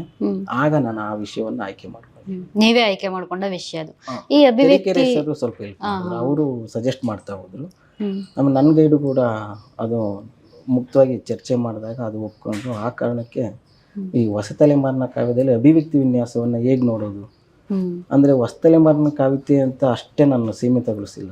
ಅಭಿವ್ಯಕ್ತಿ ನಿರ್ವಚನವನ್ನು ಹೇಗೆಲ್ಲ ನಾವು ನಿರ್ವಹಿಸ್ತೀವಿ, ಅಭಿವ್ಯಕ್ತಿನ ವಿನ್ಯಾಸ ಅಂತಾನೆ ತಗೋತೀರಾ ನೀವು, ಹೇಗೆ ವ್ಯಕ್ತಪಡಿಸ್ತಾರೆ? ಈಗ ಒಂದೇ ಕವಿ ಒಂದೇ ರೀತಿನಲ್ಲಿ ಮಾತಾಡೋಕ್ಕಾಗಲ್ಲ. ಈಗ ನಾನು ನಿಮ್ಮ ಹೆಸರನ್ನ ಕೂಗಿದ್ರೆ 10 ಬಾರಿ ಕೂಗಿದ್ರೆ 10 ರೀತಿನಲ್ಲೇ ನಾನು ಹೇಳ್ಲಿಕ್ಕೆ ಪ್ರಯತ್ನ ಪಡ್ತೀನಿ. ಅಂದರೆ ಅದು ವಾಯ್ಸ್ ಮಾಡ್ಯುಲೇಷನ್ ಬೇರೆ ಬೇರೆ ಥರದ್ದು ಇರುತ್ತೆ, ಆ ವಿನ್ಯಾಸಗಳು ಚೇಂಜ್ ಆಗ್ತಾ ಇರುತ್ತೆ. ಹಾಗಾಗಿ ಅಭಿವ್ಯಕ್ತಿ ಒಂದೇ ಕವಿ ಒಂದೇ ವಿಚಾರದಲ್ಲಿ 10 ವರ್ಷ ಈಗ ಬಂದಿರುವಂಥ ಒಬ್ಬ ಕವಿತೆಗಳನ್ನ ನಾನು ನೋಡ್ತಾ ಹೋದ್ರೆ, ಈಗ ಸಿದ್ಧಲಿಂಗಯ್ಯನವ್ರನ್ನ ಮುಖ್ಯವಾಗಿ ತೆಗೆದುಕೊಂಡು ಮೊದಲನೇ ಕವಿತೆ ಅವ್ರದ್ದು ಆಕ್ರೋಶ ಇತ್ತು, ಇಕ್ಕುರ್ಲಾ ಒದಿರ್ಲಾ. ಅವರು 2ನೇ ಸಂಕಲನಕ್ಕೆ ಬರೆದ್ರೊಳಗೆ ಸಾಫ್ಟ್ ಆಗ್ತಾ ಬಂದ್ರು. ಅವ್ರ ಅಭಿವ್ಯಕ್ತಿ ವಿನ್ಯಾಸ ಚೇಂಜ್ ಆಗ್ತಾ ಅವರ ಇದು ಚೇಂಜ್ ಆಗ್ತಾ ಹೋಗುತ್ತೆ ಮನುಷ್ಯ. ವಯೋಸಹಜವಾಗಿ ಕೂಡ ನಾವು ಬದಲಾಗ್ತಿರ್ತೀವಿ, ಅನುಭವದಿಂದ ಬದಲಾಗ್ತಿರ್ತೀವಿ, ಕಾಲದಿಂದ ಕಾಲಕ್ಕೆ ಬದಲಾಗ್ತಿರ್ತೀವಿ. ಮತ್ತೆ ಪ್ರತಿಯೊಂದು ಒಂದೇ ತರ ಹೇಳೋಕ್ಕಾಗಲ್ಲ. ನೇಚರೇ ಒಂದು ಅಭಿವ್ಯಕ್ತಿ ವಿನ್ಯಾಸ ಆಗ್ಲಾಗುತ್ತೆ, ರಾತ್ರಿ ಆಗುತ್ತೆ, ಮತ್ತು ಬೆಳಕಿರುತ್ತೆ, ಕತ್ತಲಾಗುತ್ತೆ, ಹೌದು. ಚಳಿಗಾಲ, ಮಳೆಗಾಲ, ಬೇಸಿಗೆ ಕಾಲ, ಈ ಥರದ್ದು ವಿನ್ಯಾಸಗಳು ಬೇಕಾದಷ್ಟು ನೇಚರೇ ನಮಗೆ ಅದನ್ನು ಕಲ್ಪಿಸ್ತಾ ಇರುತ್ತೆ. ಇದಕ್ಕೆ ನೇಚರ್ಗೆ ಮತ್ತು ನಮಗೇನು ಹೊರತಾಗಿ ಬೇರೆ ಇರಲ್ವಲ್ಲ, ಆ ಕಾರಣಕ್ಕೆ ನಾನೇನು ಮಾಡಿದೆ, ಈ ಥರದ್ದೊಂದು ನಮ್ಮ ಸುತ್ತಮುತ್ತ ನಡೀತಿರುವ ಈ ಕಾಲಘಟ್ಟವನ್ನು ಪ್ರಾಕೃತಿಕವಾಗಿ ಮತ್ತು ಅದಕ್ಕೆ ಚಾರಿತ್ರಿಕ ಒತ್ತಡದಿಂದ ಬರೆಯುವ ಕವಿಯ ಕಾವ್ಯ ಹೀಗೆ ಅದು ರೂಪುಗೊಳ್ಳುತ್ತೆ ಅನ್ನೋದು ನನಗೆ ತುಂಬ ಕಾಡ್ತು. ಆ ಕಾರಣಕ್ಕೆ ಈ ವಿಷಯವನ್ನು ಆಯ್ಕೆ ಮಾಡಿಕೊಂಡೆ. ಈಗ ನೀವು ತಗೊಂಡ ಟಾಪಿಕ್ ಮೇಲೆ ನಿಮಗೆ ಒಂದು ಹೊಸ ತಲೆಮಾರಿನ ಮುಖ್ಯ ಕವಿಗಳು ನಿಮ್ಮ ಕೈಗೆ ಸಿಗ್ತಾರೆ, ನೀವು ನೋಡ್ಬೋದು ಏನ್ ಬರೀತಾರೆ ಅಂತ. ಆ ಹೊಸ ತಲೆಮಾರಿನ ಕವಿತೆಗಳ ಬಗ್ಗೆ ಹೇಳೋದಾದ್ರೆ ಏನ್ ಹೇಳ್ಬೋದು ಸರ್? ಅಂದ್ರೆ ನಿಮ್ಮ ಅನುಭವದಲ್ಲಿ ನೀವು ಅದ್ರ ಮೇಲೆ PhD ಮಾಡಿರೋದ್ರಿಂದ ತುಂಬಾ ಹಿಂದೆ ಅವ್ರನ್ನ ಓದ್ಕೊಂಡಿದ್ದೀರಾ, ಸಿದ್ಧಲಿಂಗಯ್ಯ ಅವ್ರನ್ನೆಲ್ಲ ಓದ್ಕೊಂಡಿದ್ದೀರಾ, ಮತ್ತೆ ಹೊಸ ತಲೆಮಾರು ಅವರ ಅಭಿವ್ಯಕ್ತಿ ಕ್ರಮ ಏನಿರುತ್ತೆ ಅನ್ಸುತ್ತೆ ನಿಮ್ಗೆ? ಹೊಸ ತಲೆಮಾರು ಈಗ ನಾವು ಬರಿತಿರೋ ಕಾಲಘಟ್ಟ, ಈ ಕನ್ನಡದಲ್ಲಿ ಒಂದು ಡಿವೈಡಿಂಗ್ ಸಿಸ್ಟಮ್ ಇದೆ ಮೇಡಮ್, ಅದು ಅಧ್ಯಯನಕ್ಕೋಸ್ಕರ ಮಾಡ್ಕೊಂಡಿದ್ವಿ. ಹಳೆಗನ್ನಡ, ಪೂರ್ವದ ಹಳೆಗನ್ನಡ, ಹೊಸಗನ್ನಡ, ನಡುಗನ್ನಡ, ಈ ಥರದ್ದು. ಮತ್ತೆ ಹೊಸಗನ್ನಡದಲ್ಲಿ ನಾವು ನವೋದಯ, ಪ್ರಗತಿಶೀಲ, ನವ್ಯ, ದಲಿತ ಬಂಡಾಯ ಅಂತ ಮಾಡ್ಕೊಂತೀವಿ. ಈಗ ನಾವೆಲ್ಲ ಬರಿತಿರುವ ಹೊತ್ತು ಅಥವಾ ನಮ್ಮ ಸಮಕಾಲೀನತೆ ಅಂತ ನಾವು ನೋಡಿದ್ರೆ ಈಗ ದಲಿತ ಬಂಡಾಯ ಮುಗಿದೋಗಿರುವಂತ ಕಾಲಘಟ್ಟ. 21ನೇ ಶತಮಾನದ 23ನೇ ವರ್ಷದಲ್ಲಿ ನಾವು ಈಗ ಆ ಹೊಸ್ತಿಲಲ್ಲಿ ನಿಂತಿದ್ದೀವಿ. ಈಗ ನಿಂತ್ಕೊಂಡು ಒಮ್ಮೆ ಹಿಂತಿರುಗಿ ನೋಡಿದ್ರೆ ನಾವು ನಡೆದು ಬಂದ ದಾರಿಯನ್ನ, ಈ ಪೊಯಿಟ್ರಿಯ ಹೆಜ್ಜೆ ಗುರುತುಗಳನ್ನ ನಾವು ಏನಾದ್ರು ನೋಡ್ಲಿಕ್ಕೆ ಹಿಂತಿರುಗಿ ಅವಲಂಬಿಸಿದ್ರೆ ಅನೇಕ ಸಾಧ್ಯತೆಗಳನ್ನು ನಾವು ಕಂಡುಕೊಳ್ತೀವಿ. ಕಾವ್ಯದಲ್ಲಿ ಮಹಾಕಥೆಯನ್ನ ಕವಿತೆ ಮೂಲಕನೇ ಹೇಳ್ಕೊಂಡು ಬಂದಿದ್ದೀವಿ. ಈಗ ಮಹಾಕಾವ್ಯ ಅಂತ ಹೇಳುವಂಥದ್ದು ಮಹಾಕಥೆಯನ್ನ ಕಾವ್ಯದಲ್ಲಿ ಹೇಳಿರುವಂತ. ಹೀಗೆ ಕವಿತೆಯಲ್ಲಿ ಎಲ್ಲ ಕಥೆಗಳನ್ನ ಹೇಳ್ಕೊಂಡ್ ಬಂದಿರುವಂತ ಒಂದು ಕಥನ ಪರಂಪರೆ ನಮ್ಗೆ ಭಿನ್ನ ಇರುವಂತದ್ದು. ಆದರೆ ಪಾಶ್ಚಿಮಾತ್ಯ ಇಂಗ್ಲಿಷ್ ಶಿಕ್ಷಣ ಕ್ರಮದಿಂದ ನಮ್ಮಲ್ಲಿ ಬೇರೆ ಥರದ ಒಂದು ಹೊಸ ಅನುಭವ ಲೋಕ ಸಿಕ್ತು. ನವೋದಯದಲ್ಲಿ ವ್ಯಕ್ತಿ ಪ್ರಕೃತಿಯೊಂದಿಗೆ ಮಾತಾಡ್ತಾನೆ, ಪ್ರಗತಿಶೀಲದಲ್ಲಿ ಇಲ್ಲ. ಮತ್ತೆ ನವ್ಯದಲ್ಲಿ ಬಂದಕ್ಕೆ ತನ್ನೊಳಗೆ ತಾನೇ ಮಾತಾಡ್ಲಿಕ್ಕೆ ಆರಂಭ ಮಾಡ್ತಾನೆ. ಮತ್ತೆ ದಲಿತ ಬಂಡಾಯ ಕಾಲಘಟ್ಟಕ್ಕೆ ಬಂದ ತಕ್ಷಣ ಅದು ಸಮಾಜದೊಂದಿಗೆ ಮುಖಾಮುಖಿ ಆಗುತ್ತೆ. ಹೀಗೆ ಅಂದ್ರೆ ಈ ಹೊಸ ಕಾಲದ ಕವಿಗಳ ಕವಿತೆಗಳ ಸ್ಥಾಯಿ ಭಾವ ಯಾವ್ದು ಅನ್ಸುತ್ತೆ ಸರ್ ನಿಮ್ಗೆ? ಒಂದು ಕಾಲಕ್ಕೆ ನೋವು, ಏನು ಕ್ರೌರ್ಯ, ಈ ಹೊಸ ತಲೆಮಾರಿನ ಮೇಡಮ್, ನನಗೆ ಅಭಿವ್ಯಕ್ತಿ ವಿನ್ಯಾಸವನ್ನ ಹುಡುಕ್ದಾಗ ಸುಮಾರು 20ಕ್ಕೂ ಹೆಚ್ಚು ಅಭಿವ್ಯಕ್ತಿ ವಿನ್ಯಾಸಗಳನ್ನ ನಾನು ಗುರುತು ಮಾಡಿಕೊಂಡೆ. ಆದ್ರೆ ನನ್ನ PhD ಥೀಸಿಸ್ಗೆ ಬರೆಯೋಕ್ಕಾಗಿತ್ತು ಕೇವಲ 6 ಅಷ್ಟೇ. 6 ಅಷ್ಟೇ ಬರೀಲಿಕ್ಕಾಯ್ತು. ಇನ್ನು ಉಳಿದ ಅಭಿವ್ಯಕ್ತಿ ವಿನ್ಯಾಸಗಳ ಮೇಲೆ ನಾನು ಇನ್ನು ಈಗ ವರ್ಕ್ ಮಾಡ್ತಿದ್ದೀನಿ. ಬಟ್ ಪುಸ್ತಕ ಮಾಡುವ ಸಂದರ್ಭದಲ್ಲಿ ಅದೆಲ್ಲವನ್ನು ಕೂಡ ಕಂಪ್ಲೀಟ್ ಮಾಡಬೇಕು ಅನ್ನೋದು ಒಂದು ಆಸೆ, ಹಂಗೆ ಕಂಪ್ಲೀಟ್ ಆಗದೆ ಉಳ್ಕೊಂಡಿರುವಂಥದ್ದು. ಬಟ್ ಬಹಳ ಮುಖ್ಯವಾಗಿ ವಿಷಾದವೇ ಅದರ ಸ್ಥಾಯಿ ಭಾವ ಆಗಿರುವಂಥದ್ದನ್ನು ನಾವು ತುಂಬಾ ಕವಿತೆಗಳಲ್ಲಿ, ತುಂಬಾ ಜನರ ಕವಿತೆಗಳಲ್ಲಿ ನೋಡ್ತೀವಿ. ಈ ಕಾಲಘಟ್ಟಕ್ಕೆ ಗಂಡಿರ್ಬೋದು, ಆ ಇಬ್ಬರಲ್ಲೂ ಕೂಡ ಬಹುಮುಖ್ಯವಾಗಿ ಏನೋ ಒಂದು ವಿಷಾದತೆ ಕಾಡ್ತಾ ಇರುವಂಥದ್ದನ್ನು ನಾವು ಒಂದಷ್ಟು ಕವಿತೆಗಳ ಮುಖಾಂತರ ಹೇಳಲಿಕ್ಕೆ ಸಾಧ್ಯ ಇರುವಂಥದ್ದು. ಓಕೆ ಸರ್, ಈಗ ನಿಮ್ಮ ಎದೆಗಿಲಿಕೆ ಬರೋದಾದ್ರೆ ನಿಮ್ಮ ಮೊದಲ ಕವನ ಸಂಕಲನ ಮತ್ತದು ಸಾಹಿತ್ಯ ಲೋಕದಲ್ಲಿ ನಿಮ್ಮ ಹೆಸರನ್ನ ಕೂಡ ಅದರ ಜೊತೆನೆ ಬೆಸ್ಕೊಂಡಂತ ಒಂದು ಕವನ ಸಂಕಲನ. ಈ ಮೊದಲ ಸಂಕಲನದ ಬಗ್ಗೆ ಮಾತಾಡೋದಾದ್ರೆ ಸರ್, ಅದರ ಅನುಭವಗಳು, ಅದು ಆಗಿದ್ದು ಹುಟ್ಟಿದ್ದು ಹೇಗೆ ಅಂತ? ಮೇಡಮ್, ಅದು ಹೇಗೆ ಹುಡ್ತು ಅಂತ ಗೊತ್ತಿಲ್ಲ. ಬಟ್ ಸುಮ್ಮನೆ ಹಿಂಗೆ ಬರಿತಾ ಹೋಗ್ತಾ ಇದ್ದು. ಡಿಗ್ರಿನಲ್ಲಿ ನಾನು ಕವಿತೆಗೆ ಸಾಹಿತ್ಯ ಲೋಕಕ್ಕೆ ತೆರೆದುಕೊಂಡಂಥ ಸಂದರ್ಭದಲ್ಲಿ ಆವತ್ತಿಗೆ PUನಲ್ಲಿ ಮ್ಯಾಗ್ಝಿನ್ ಮಾಡ್ತಾರೆ, ವಾರ್ಷಿಕ ಸಂಚಿಕೆಗಳು ಅಂತ ಹೇಳ್ಬಿಟ್ಟು. ಎಲ್ಲ ಡಿಗ್ರಿನಲ್ಲಿ ಇರ್ಬೋದು, PUನಲ್ಲಿ ಏನು ಮಾಡಿದ್ವಿ, ಯಾವುದೋ ಒಂದು ಕವಿತೆ ನನ್ನ ಹೆಸರಲ್ಲಿ ಪ್ರಕಟ ಆಗಿಬಿಟ್ಟಿತ್ತು. ಅದು ಭಾಳ ಖುಷಿ ಕೊಡ್ತು. ನನ್ನ ಹೆಸರಿನ ಮೂಲಕ ಪ್ರಕಟ ಆದಾಗ ಅದನ್ನು ನಾನು ಊರು ತುಂಬ ಎಲ್ಲರಿಗೂ ನನ್ನ ಕವಿತೆ ಬಂದಿದೆ, ನನ್ನ ಕವಿತೆ ಆಗಿದೆ ಅಂತೇಳಿ ಎಲ್ರಿಗೂ ತೋರಿಸ್ತಾ ಇದ್ವಿ. ಆ ಹುಚ್ಚು ಸ್ವಲ್ಪ ಜಾಸ್ತಿ ಆಗಿ ಕವಿತೆಗಳನ್ನ ಬರಿಬೋದು, ಒಟ್ಟು ಓದ್ತಾ ಹೋದ್ವಿ. ಹಾಗಾಗಿ ಏನೇ ಅನ್ಸಿದ್ದನ್ನ ಬರೀಲಿಕ್ಕೆ ಆರಂಭ ಮಾಡಿದ್ವಿ. ಆಗ ಅದೇ ಸಂದರ್ಭಕ್ಕೆ ಒಂದಷ್ಟು ಬರೆದು ಇಟ್ಕೊಂಡಿದ್ದೆ. ಅದೇನ್ ಮಾಡೋದು, ಅದನ್ನ ರೀರೈಟ್ ಮಾಡ್ತಾ ಇದ್ವಿ. ಆ ಸಂದರ್ಭದಲ್ಲಿ ಸಾಹಿತ್ಯ ಅಕಾಡೆಮಿ ಒಂದು ಹಸ್ತಪ್ರತಿ ಕಾಲ್ ಮಾಡಿದಾಗ ನಾನು ಕೂಡ ಅಪ್ಲೈ ಮಾಡಿದೆ. ಅದು ಸೆಲೆಕ್ಟ್ ಆಗಿದ್ರೆ ಅದು ಎದೆಗಿಲಿಕ್ಕೆ ಆಗ್ತಿರ್ಲಿಲ್ವೇನೋ, ಬಟ್ ಸೆಲೆಕ್ಟ್ ಆಗಿಬಿಡ್ತು. ಸೆಲೆಕ್ಟ್ ಆದ ತಕ್ಷಣ ಏನು ಮಾಡಿದ್ರು, ನಮ್ಮನ್ನೆಲ್ಲ ಕರೆದಾಗ ಆ ಬುಕ್ ರೂಪುಗೊಳ್ಬೇಕಾಗಿ ಬಂದಂಥ ಒಂದು ಸಂದರ್ಭ. ಆಗ ದೊಡ್ಡಲಿಂಗಪ್ಪನವರು ಅದಕ್ಕೆ ಪ್ರಕಾಶಕರಾಗಿ ಸಿಗ್ತಾರೆ, ಮೈಸೂರಿನಲ್ಲಿದ್ದಾರೆ. ಅದಕ್ಕೆ ಟೈಟ್ಲ್ ಎದೆಗಿಲಿಕೆ ಅಂತ ಕೊಟ್ವಿ. ಎದೆಗಿಲಿಕೆ ಅನ್ನೋದು ಒಂದು ಭಾಳ ನನ್ನನ್ನು ಐಡೆಂಟಿಟಿಯಾಗಿ ಗುರುತಿಸಿರುವಂಥದ್ದು ಕೂಡ ಹೌದು. ನಾನೇ ಎಷ್ಟೋ ಜನಕ್ಕೆ ಫೋನ್ ಮಾಡಿ ಮಾತಾಡ್ಬೇಕಾದ್ರೆ SK ಮಂಜುನಾಥ್ ಅಂತ ಹೇಳಿದ್ರೆ ಎಷ್ಟೋ ಜನ ಕಂಡುಹಿಡಿಯೋದಿಲ್ಲ. ಸರ್ ನಾನು ಎದೆಗಿಲಿಕೆ ಅಂದ್ರೆ ಸಾಕು, ಅದೊಂದು ವರ್ಡ್ ಕೇಳಿದ ತಕ್ಷಣ ಕಂಡುಹಿಡಿತಾರೆ. ಈಗ ಮೊನ್ನೆ ತುಮಕೂರಿನಲ್ಲಿ 5ನೇ ಸಮ್ಮೇಳನ ನಡೀತು, ಸಾಹಿತ್ಯ ಸಮ್ಮೇಳನ. ಅಲ್ಲಿ ಎಲ್ಲೇನು ಮುಖಂದ್ರೆ ಸರ್ ಸಿಕ್ಕಿದ್ರು. ಸರ್ ನಾನು ಎಸ್ ಕೆ ಮಂಜು ಅಂತೇಳಿ 2ನೇ ಸಂಕಲನ ತಂದಿದ್ದೀನಿ, ನಿಮಗೆ ಕೊಡಬೇಕು ಅಂತ ಬಂದಿದ್ದೀನಿ ಅಂತ ಹೇಳಿದ್ರೆ ಅವರು ಮುಖ ನೋಡ್ತಿದ್ದಾರೆ. ಎದೆಗಿಲಕ್ಕಿಂತ ತಕ್ಷಣ ಅವರು ಐಡೆಂಟಿಫೈ ಮಾಡಿದ್ರು. ಎಸ್ ಮಂಜುನಾಥ್ ಬೇರೆ ಇದ್ದಾರೆ, ಚಾಟಿಗೆ ಕಟ್ಟಿದ ಈ ಕಾರಣಕ್ಕೆ ಆ ಎದೆಗಿಲಕ್ಕಿ ಅನ್ನೋದು ನನ್ನ ಐಡೆಂಟಿಟಿ ಕೂಡ ಆಗಿರುವಂಥದ್ದು. ಇನ್ನೂ ಒಂದು ಆಶ್ಚರ್ಯ ಅಂದರೆ ಮೊನ್ನೆ ಮೈಸೂರಿನ ಫುಡ್ ಸ್ಟ್ರೀಟಲ್ಲಿ ನಾನು ಮತ್ತು ಆನಂದ್ ಗೋಪಾಲ್ ಫುಡ್ ತಿನ್ನೋಣ ಅಂತ ಹೋಗಿದ್ದೀವಿ. ಅಂಥ ಸಂದರ್ಭದಲ್ಲಿ ಯಾವುದೋ ಒಂದು ಹುಡುಗ ಎದೆಗಿಲಕ್ಕಿ ಅಂತ ಹೋಗ್ತಾ ಇದೆ. ಸೂಪರ್. ನಾವು ಆನಂದ್ ನಾನು ಮುಖ ನೋಡ್ತಿದ್ವಿ, ಸುತ್ತ ನೋಡ್ತಿದ್ವಿ, ಎಲ್ಲೂ ಕಾಣಲಿಲ್ಲ. ಕೊನೆಗೆ ನೋಡ್ತೀವಿ ಒಂದು ಹುಡುಗ, ಅವರು ನನ್ನ ಫ್ರೆಂಡ್ ನಂಜನಸ್ವಾಮಿ ಅಂತ ಅವ್ರ ಮಗ. ಅವನು ಆ ಥರಕ್ಕೆ ಹೋಗ್ತಿರೋದಕ್ಕೆ ಕಾರಣ ಅವ್ರ ಅಪ್ಪ ನನ್ನ ಬಗ್ಗೆ ಅದು ಹೇಳಿರುವ ಕಾರಣ ಇನ್ಫ್ಲುಯೆನ್ಸ್. ಒಂದು ಹುಡುಗ ಎದೆಗಿಲಕ್ಕಿ ಅಂತ ಹೋಗಿದಾಗ ನಮ್ಮ ಆನಂದ್ ಗೋಪಾಲ್ ಒಂದು ಮಾತು ಹೇಳಿದ್ರು, ಮಂಜು ಯಾವುದೇ ಪ್ರಶಸ್ತಿಗಿಂತ ಆ ಹುಡುಗಕ್ಕೆ ಹೋಗಿದ್ದಲ್ಲ ಅದೇ ಪ್ರಶಸ್ತಿ ಬಹಳ ಕಾವ್ಯ ನಿಮ್ಗೊಂದು ಅಸ್ಮಿತೆಯನ್ನು ಕೊಡ್ತಿದೆಯಲ್ಲ ಅನ್ನೋ ರೀತಿಯಲ್ಲಿ ಅವ್ರು ಹೇಳಿದಾಗ ಹೌದಲ್ವಾ ಅಂತ ಹೇಳಿ ನನಗೂ ಕೂಡ ನನ್ನ ಮುಖ ನಾನೇ ನೋಡ್ಕೊಳ್ಳೋ ರೀತಿಯಲ್ಲಿ ಮಾಡಿದಂತ ಒಂದು. ನಿಮ್ಮ ಈ ಎದೆಗಿಲ್ಕಿಗೆ ರಾಜಪ್ಪ ದಳವಾಯಿ ಸರ್ ಮುನ್ನುಡಿ ಬರೀತಾರೆ. ಕಾವ್ಯದ ಅಖಾಡಕ್ಕೊಬ್ಬ ಪೈಲ್ವಾನ, ಹೊಸ ಪೈಲ್ವಾನ ಅಂತಾರೆ. ಅವ್ರ ಕೈಲಿ ಮುನ್ನುಡಿ ಬರೆಸಿದ್ದು ಹೇಗೆ ಅನ್ನಿಸ್ತು ಸರ್ ನಿಮ್ಗೆ? ಹೇಗೆ ಸಿಕ್ಕಿರು ರಾಜಪ್ಪ ದಳವಾಯಿ ಸರ್ ಅಲ್ಲಿ? ಕಮ್ಮಟದಲ್ಲಿ ಮೇಡಮ್, ಸುತ್ತೂರಿನಲ್ಲಿ ಕಮ್ಮಟಕ್ಕೆ ಹೋದಾಗ ಅವರು ಮೊದಲ ಪರಿಚಯ ಆಯಿತು. ಆ ಸಂದರ್ಭದಲ್ಲಿ ಹಿಂಗೆ ಪರಿಚಯ ಆಯಿತು. ಮತ್ತು ಕವಿತೆ ಬರಿತಾ ಇರೋ ಕಾರಣಕ್ಕೆ ಇದು ಕವಿತೆ ಆಗಿದೆಯೋ ಇಲ್ವೋ ಅನ್ನೋ ಒಂದು ಅನುಮಾನವನ್ನು ಯಾವಾಗಲೂ ನಾನು ಇಟ್ಕೊಬೇಕು. ಕವಿಗಳಾದರೂ ಅನುಮಾನದಲ್ಲೇ ಇರಬೇಕು. ನನಗೆ ಅದು ತೃಪ್ತಿ ಕೊಟ್ಟಾದ್ಮೇಲೂ ಕೂಡ ಕೆಲವರಿಗೆ ಓದ್ತೀನಿ ಆಯ್ಕೆ ಮಾಡಿ ನನ್ನ ಆಪ್ತ ವಲಯದಲ್ಲಿ. ಆಗ ಓದ್ಬೇಕಾದ್ರೆ ದಳವಾಯಿ ಸರ್ 1-2 ಸತಿ ಕವಿತೆ ಕೇಳಿದ್ರು. ಅವರು ತಿದ್ದುತ್ತಾ ಹೋದ್ರು ಚೆನ್ನಾಗಿ, ಕವಿತೆ ಹಿಂಗಿರ್ಬೇಕು ಹಂಗಿರ್ಬೇಕು ಈ ಥರದ್ದೆಲ್ಲ. ಆಮೇಲೆ ನೇರವಾಗಿ ತಪ್ಪುಗಳನ್ನ ಹೇಳ್ತಾ ಹೋದ್ರು. ಆ ಕಾರಣಕ್ಕೆ ನನಗೆ ದಳವಾಯಿ ಅವರು ಪದೇ ಕವಿತೆನ ಓದ್ತಾ ಹಿಂಗೆ ತುಂಬಾ ಆಪ್ತತೆ ಬೆಳೀತು. ಆಮೇಲೆ ನನ್ನ ತಿದ್ದಿರೋದ್ರಿಂದ ಇವರೇ ಮುನ್ನುಡಿ ಅಂತ ಹೇಳಿ ಆಗ ನಾನು ಅವ್ರಿಗೆ ಮುನ್ನುಡಿ ಕೊಟ್ಟೆ. ಅವ್ರು ಕೊಟ್ಟಿರೋ ಟೈಟ್ಲು ನೀವು ಹೇಳಿದಾಗ ನನಗೆ ಈಗಲೂ ಭಯ. ಕಾವ್ಯದ ಅಖಾಡಕ್ಕೊಬ್ಬ ಹೊಸ ಪೈಲ್ವಾನ ಏನಿಲ್ಲ, ಸುಮ್ಮನೆ ಬರ್ಕೊಂಡು ಹೋಗ್ತಾ ಇರೋದಷ್ಟೇ. ಅವ್ರಿಗೆ ಆ ಥರ ಕಂಡಿದ್ದೀವಿ ಏನೋ ನನಗಂತೂ ಈಗಲೂ ಆಶ್ಚರ್ಯ ಆಗುವಂತಕ್ಕೆ ಅವರಿರುವಂಥದ್ದು. ದಶಕದ ನಂತರ ನಿಮ್ದು 2ನೇ ಸಂಕಲನ ಬರುತ್ತೆ, ಗಾಳಿ ಎದೆ ಸೀಲಿ ಹೋರಾಟ ಹಕ್ಕಿ. ಅದರ ಬಗ್ಗೆ ನೀವು ಬರೀತಾ ನಿಮ್ಮ ತಾಯಿ ಸೂಚಿಸಿದ ಹೆಸರು ಅಂತ ಕೂಡ ಹೇಳಿದ್ದೀರಾ. ಈ ಕವಿತೆಗಳು ಮತ್ತೆ ನಿಮ್ಮ ಎದೆಗಿಲಿಕೆ ಆದ ನಂತರ, ದಶಕದ ನಂತರ ಬಂದ ಪುಸ್ತಕ, ಈ ಪುಸ್ತಕದ ಬಗ್ಗೆ ಹೇಳೋದಾದ್ರೆ ಸರ್? ನಮ್ಮ ದಶಕ ಅನ್ನೋದಕ್ಕಿಂತ ಅದೇನು ಮುಖ್ಯ ಅಂತ ಅನಿಸ್ಲಿಲ್ಲ, ಬಟ್ ಕವಿತೆ ನನಗೆ ತೃಪ್ತಿ ಆಗ್ಬೇಕಿತ್ತು ಒಂದು. ಆಮೇಲೆ 10 ವರ್ಷ ಹೇಗೆ ತೆಗೆದುಕೊಂಡೆ ಅಂದರೆ, ಒಂದು ಈ ಬದುಕಿನ ಪಯಣದಲ್ಲಿ ನನ್ನ ಅಭದ್ರತೆ ಇರ್ಬೋದು, ಒಂದು ನಿರುದ್ಯೋಗದ ಸಮಸ್ಯೆಗಳು, ಜಾಬ್ ಹುಡ್ಕೋದೇ ಒಂದು ಕೆಲಸ ಆಗ್ಬಿಟ್ಟಿತ್ತು. ಕೆಲಸ ಹುಡ್ಕೋದೇ ಒಂದು ಕೆಲಸ ಆಗಿರುವಂಥ ಹೊತ್ತಲ್ಲಿ ಬರವಣಿಗೆ ನಿಲ್ಲಿಸಿಲ್ಲ. ಆದರೆ ಈಗ ನಮ್ಮಂಥವರೆಲ್ಲ ಪ್ರಕಟ ಮಾಡೋದು ಬಲು ಕಷ್ಟನೇ. ಪ್ರಕಾಶಕರು ನಡೆಯೋದಿರ್ಬೋದು, ನಾನು ಎಲ್ಲೂ ಕೂಡ ಕೇಳಿಲ್ಲ. ನಮ್ಮ ಗೆಳೆಯರು ಅಲ್ಲಿ ಪ್ರಕಾಶಕರ ಬಗ್ಗೆ ಅವರು ಬರ್ಕೊಂತಿದ್ದ ಮತ್ತು ಅವರು ಹೇಳ್ತಿದ್ದ ಮಾತುಗಳನ್ನ ಕೇಳಿದಾಗ ನನಗೆ ಪುಸ್ತಕ ಪ್ರಕಟ ಮಾಡಬೇಕು ಅನ್ನೋ ಧೈರ್ಯ ಬರಲೇ ಇಲ್ಲ. ಮತ್ತು ಬದುಕೆ ಒಂದು ಕವಿತೆ ಆಗಿರ್ಬೇಕಾದ್ರೆ ಇನ್ನ ಬೇರೆ ಕವಿತೆಗಳನ್ನ ಎಲ್ಲಿ ಹುಡುಕೋದು ಅಂತ ಹೇಳಿ ಹುಡುಕಾಡ್ತಿರುವಂಥ ಸಂದರ್ಭದಲ್ಲಿ ಈ ಸಾಹಸಕ್ಕೆ ಸ್ವಲ್ಪ ಕೈ ಬಿಟ್ಟು ಆಗ ಬದುಕನ್ನು ಕಟ್ಕೊಳಕ್ ಬೇಕಾದ ಮಾರ್ಗಗಳನ್ನ ಹುಡುಕ್ತಿರ್ಬೇಕಾದ್ರೆ ಕಾಂಪಿಟೇಟಿವ್ ಎಕ್ಸಾಮ್ ಓದೋದು ಮತ್ತು ಸಂಶೋಧನೆಗೆ ಜಾಯ್ನ್ ಆದ್ವಿ. ಅಲ್ಲಿ ಅನೇಕ ಕಲ್ಚರಲ್ ಕಾರ್ಯಕ್ರಮಗಳಿರ್ಬೋದು, ಅವೆಲ್ಲವೂ ಕೂಡ ತೊಡ್ಕೊಂಡಾಗ ನನಗೆ ಈ ಕವಿತೆ ಪ್ರಕಟ ಮಾಡಬೇಕು ಅಂತ ಅನ್ನಿಸ್ಲಿಲ್ಲ. ಇತ್ತೀಚೆಗೆ ನನ್ನ ಗೆಳೆಯನೊಬ್ಬ ಒಂದು ಬುಕ್ ತರಬೇಕಾದ್ರೆ ಒಂದು ಕವಿತೆಗೆ ಸಂಕಲನಕ್ಕೆ ಒಂದು ಹೆಸರಿಡಬೇಕು ಅಂತ ಹೇಳಿ, ಚೌಡೇಶ್ ಅಂತ, ಅವರು ನನಗೆ ಓದಿಸ್ತಾ ಹೋದ್ರು ನನ್ನ ಕವಿತೆನ.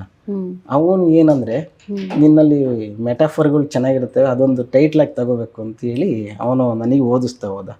ನಾನು ಅದುವರೆಗೂ ಬರೆದು ಟೈಪ್ ಮಾಡಿ ಇಟ್ಕೊಂಡಿರೋಂಥ ಎಲ್ಲ ಕವಿತೆಗಳನ್ನ, ಒಟ್ಟು ಕವಿತೆಗಳನ್ನ ನಾನು ಓದ್ತಾ ಹೋದೆ. ಆಗ ಅವನಿಂದ ನನಗೆ ಮತ್ತೆ ಓದಂಗಾಯ್ತು. ಮತ್ತೆ ಆವತ್ತಿಯಾಗಲೇ PhD ಕಂಪ್ಲೀಟ್ ಆಗಿರೋದ್ರಿಂದ ನಾನು ಒಂದಷ್ಟು ಕವಿತೆ ಮೇಲೆ PhD ಮಾಡಿದಾಗ ಅನೇಕ ಜನರ ಕವಿತೆನ ಓದಿದ್ದೆ. ನಂದು ಒಂದಷ್ಟು ಬೆಟರ್ ಇದೆಯಲ್ವಾ ಅಂತ ಅನ್ನಿಸ್ತು, ಒಂದು ಫೀಲ್ ಬಂತು. ಆ ಕ್ಷಣಕ್ಕೆ ನಾನೇನು ಮಾಡಿದೆ, ಒಂದು ಕಡೆ ಎಲ್ಲ ಟೈಪ್ ಮಾಡಿ ನೀಟಾಗಿ ಇಟ್ವಿ. ಆಗ ಪ್ರಕಟ ಮಾಡೋ ಧೈರ್ಯ ಮಾಡ್ದು. ಅಂಥ ಸಂದರ್ಭದಲ್ಲಿ ಮೋದೂರ್ ತೇಜಣ್ಣ ಇದರ ಪ್ರಕಾಶಕರಾಗಿ ಸಿಕ್ಕಿದ್ರು. ಹಂಗಾಗಿ ಆ ಎದೆಗಿಲಿಕೆಯಿಂದ ಈ ಒಂದು ಕಾಲಘಟ್ಟವನ್ನು ಏನಕ್ಕೋಸ್ಕರ ನಾವು ಕಾಲ ಕಳೆದ್ವಿ ಅಂದರೆ, ನಮ್ಮ ಈ ಬದುಕಿನ ಅಭದ್ರತೆನೇ ಪೋಸ್ಟ್ಪೋನ್ ಮಾಡ್ತಾ ಹೋಯ್ತು. ಆಮೇಲೆ ಎಷ್ಟೋ ಜನ ನನ್ನ ಗೆಳೆಯರು ಅವರು ಇವರು ಕೇಂದ್ರ ಸಾಹಿತ್ಯ ಅಕಾಡೆಮಿ ಅವಾರ್ಡ್ ಬರುವಂಥ ಸಂದರ್ಭದಲ್ಲಿ ಅದಕ್ಕೆ 35 ವರ್ಷ ಲಿಮಿಟ್ ಇದೆ, ಆ ಕಾರಣಕ್ಕೆ ಬೇಗ ಈ ವರ್ಷ ಒಂದು ತಗೊಂಬರೋ ಅಂತ ಎಲ್ಲ ಹೇಳ್ತಿದ್ರು. ನನಗೆ ಆ ಪ್ರಶಸ್ತಿ ಮುಖ್ಯ ಅಂತ ಅನ್ನಿಸ್ಲಿಲ್ಲ.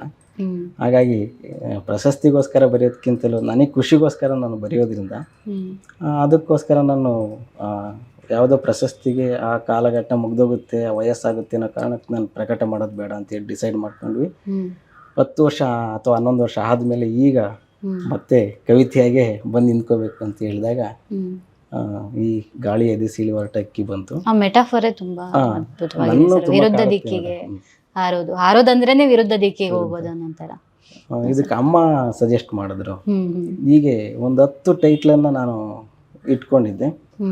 ತುಂಬ ಜನಕ್ಕೆ ನಾನು ಆಪ್ತವಾದ ಬಳಗಕ್ಕೆಲ್ಲ ಏನು ಮಾಡಿದೆ, ಟೈಟಲ್ನ ಕಳಿಸಿ ಯಾವುದು ಚೆನ್ನಾಗಿ ಕ್ಯಾಚ್ ಆಗಿರ್ಬೇಕು, ನನಗೆ ಈ ಕಾಲವನ್ನು ಎದುರುಗೊಳ್ಳುವ ಹಾಗೆ ಇರಬೇಕಾಗಿರೋ ಒಂದು ಟೈಟ್ಲು ಬೇಕಿತ್ತು. ಆ ಕಾರಣಕ್ಕೆ ನನಗೂ ಕೂಡ ಈ ಟೈಟ್ಲ್ ಇಷ್ಟ ಆಯಿತು. ಇದಕ್ಕಿಂತಲೂ ಇನ್ನೂ ಒಂದು 2-3 ಟೈಟ್ಲು ನನಗೆ ಭಾಳ ಇಷ್ಟವಾದವಿತ್ತು. 3 ಟೈಟ್ಲಲ್ಲಿ ಯಾವ್ದು ಇಡಬೇಕು ಅಂತ ಗೊತ್ತಿಲ್ಲದಿರುವಂಥ ಒಂದು ಗೊಂದಲ ನನ್ನೊಳಗೆ ಇತ್ತು.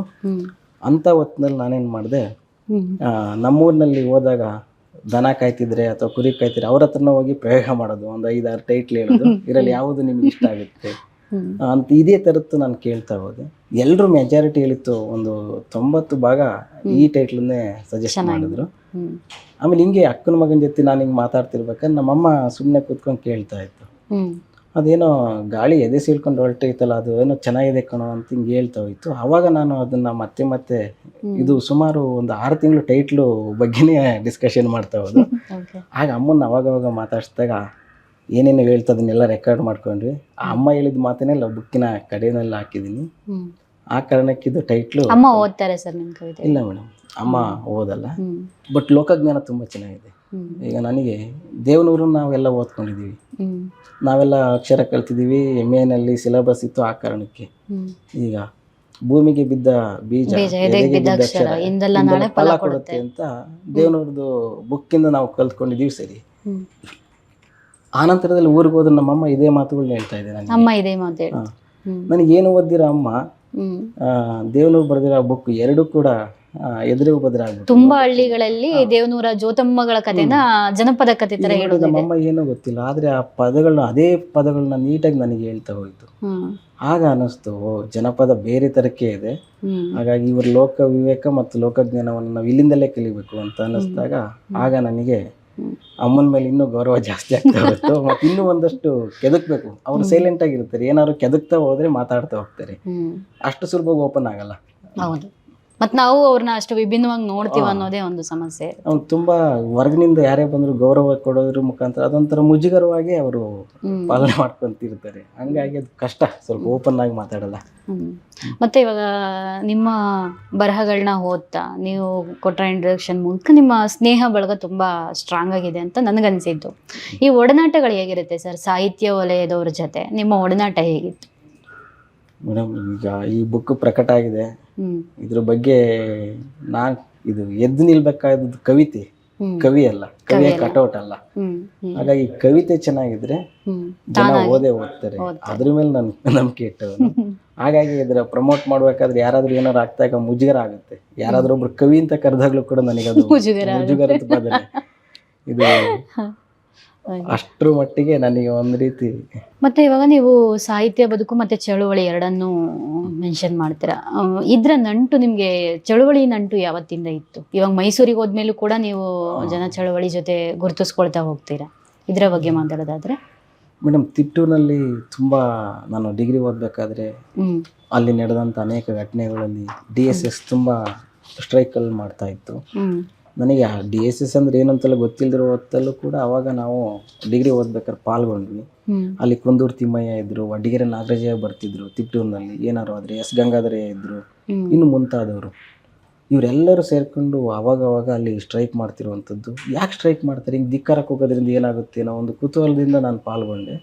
ಈ ಸ್ಟ್ರೈಕ್ ಯಾಕೆ ಮಾಡಬೇಕು ಅನ್ನೋದು ನಾನು ಅವಾಗ ನನಗೆ ನಾನೇ ಪ್ರಶ್ನೆ ಆಗ್ತಿದ್ದೆ, ಮತ್ತು ನನಗೆ ಗೊತ್ತಿರೋರ ಹತ್ರ ಕೇಳ್ತಾ ಇದ್ವಿ. ಈಗ ಅನ್ಯಾಯ ಆಗಿದ್ರ ವಿರುದ್ಧ ಹೋರಾಟ ಮಾಡಬೇಕು, ಹಂಗಾದ್ರೆ ಹೆಂಗೆ ಮಾಡಬೇಕು ಅಂತ ಹೇಳಿದಾಗ ಆ ಚಳುವಳಿಯ ರೂಪುರೇಷೆಗಳೆಲ್ಲವೂ ಒಂದಷ್ಟು ಗೊತ್ತಾಗ್ತಾ ಹೋದು. ಇದು ಹಿಂಗೆ ಈ ಥರಕ್ಕೆ ಒಂದು ಚಳುವಳಿ ಆಗಬೇಕಾದ್ರೆ ಈ ಥರದ್ದು ಹಿಂಗೆಲ್ಲ ಅದರ ಬೇಸ್ ಹಿಂಗಿರುತ್ತೆ, ಅದರ ಚಾರಿತ್ರಿಕ ಒತ್ತಡಗಳು ಹಿಂಗೆಲ್ಲ ಇರುತ್ತೆ.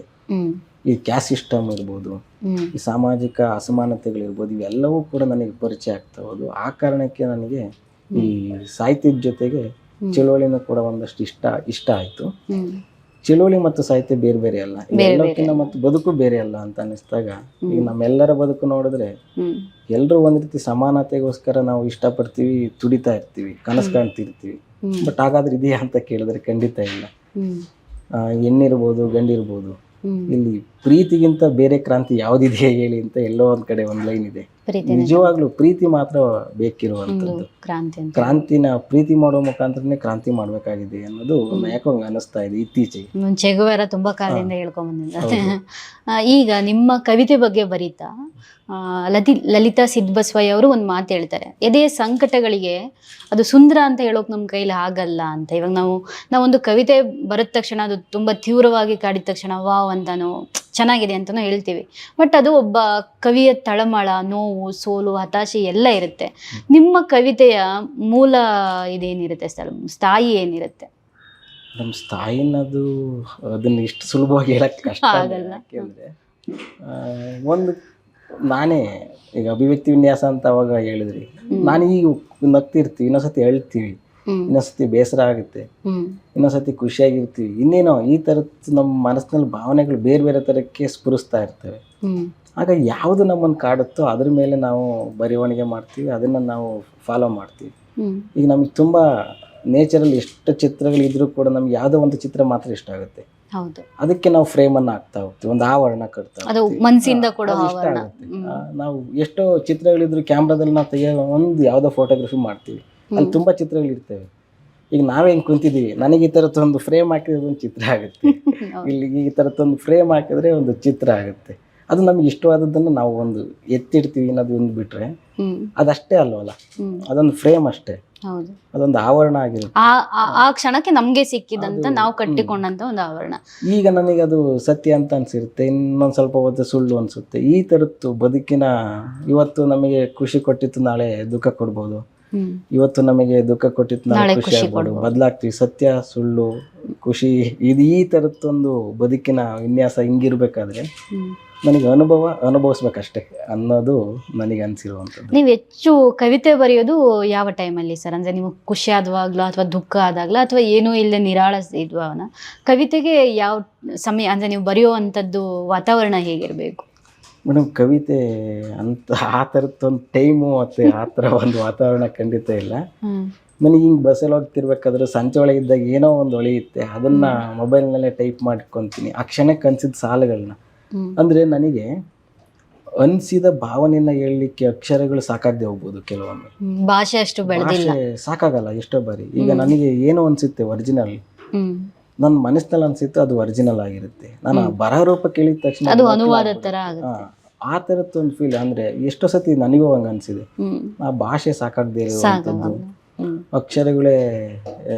ಈಗ ಉದಾಹರಣೆಗೆ ಯಾವುದೋ ಒಂದು ಪದ ಮೋಹ ಇಟ್ಕೊಂಡು ಬರೀಲಿಕ್ಕೆ ನನಗೆ ಬರಲ್ಲ.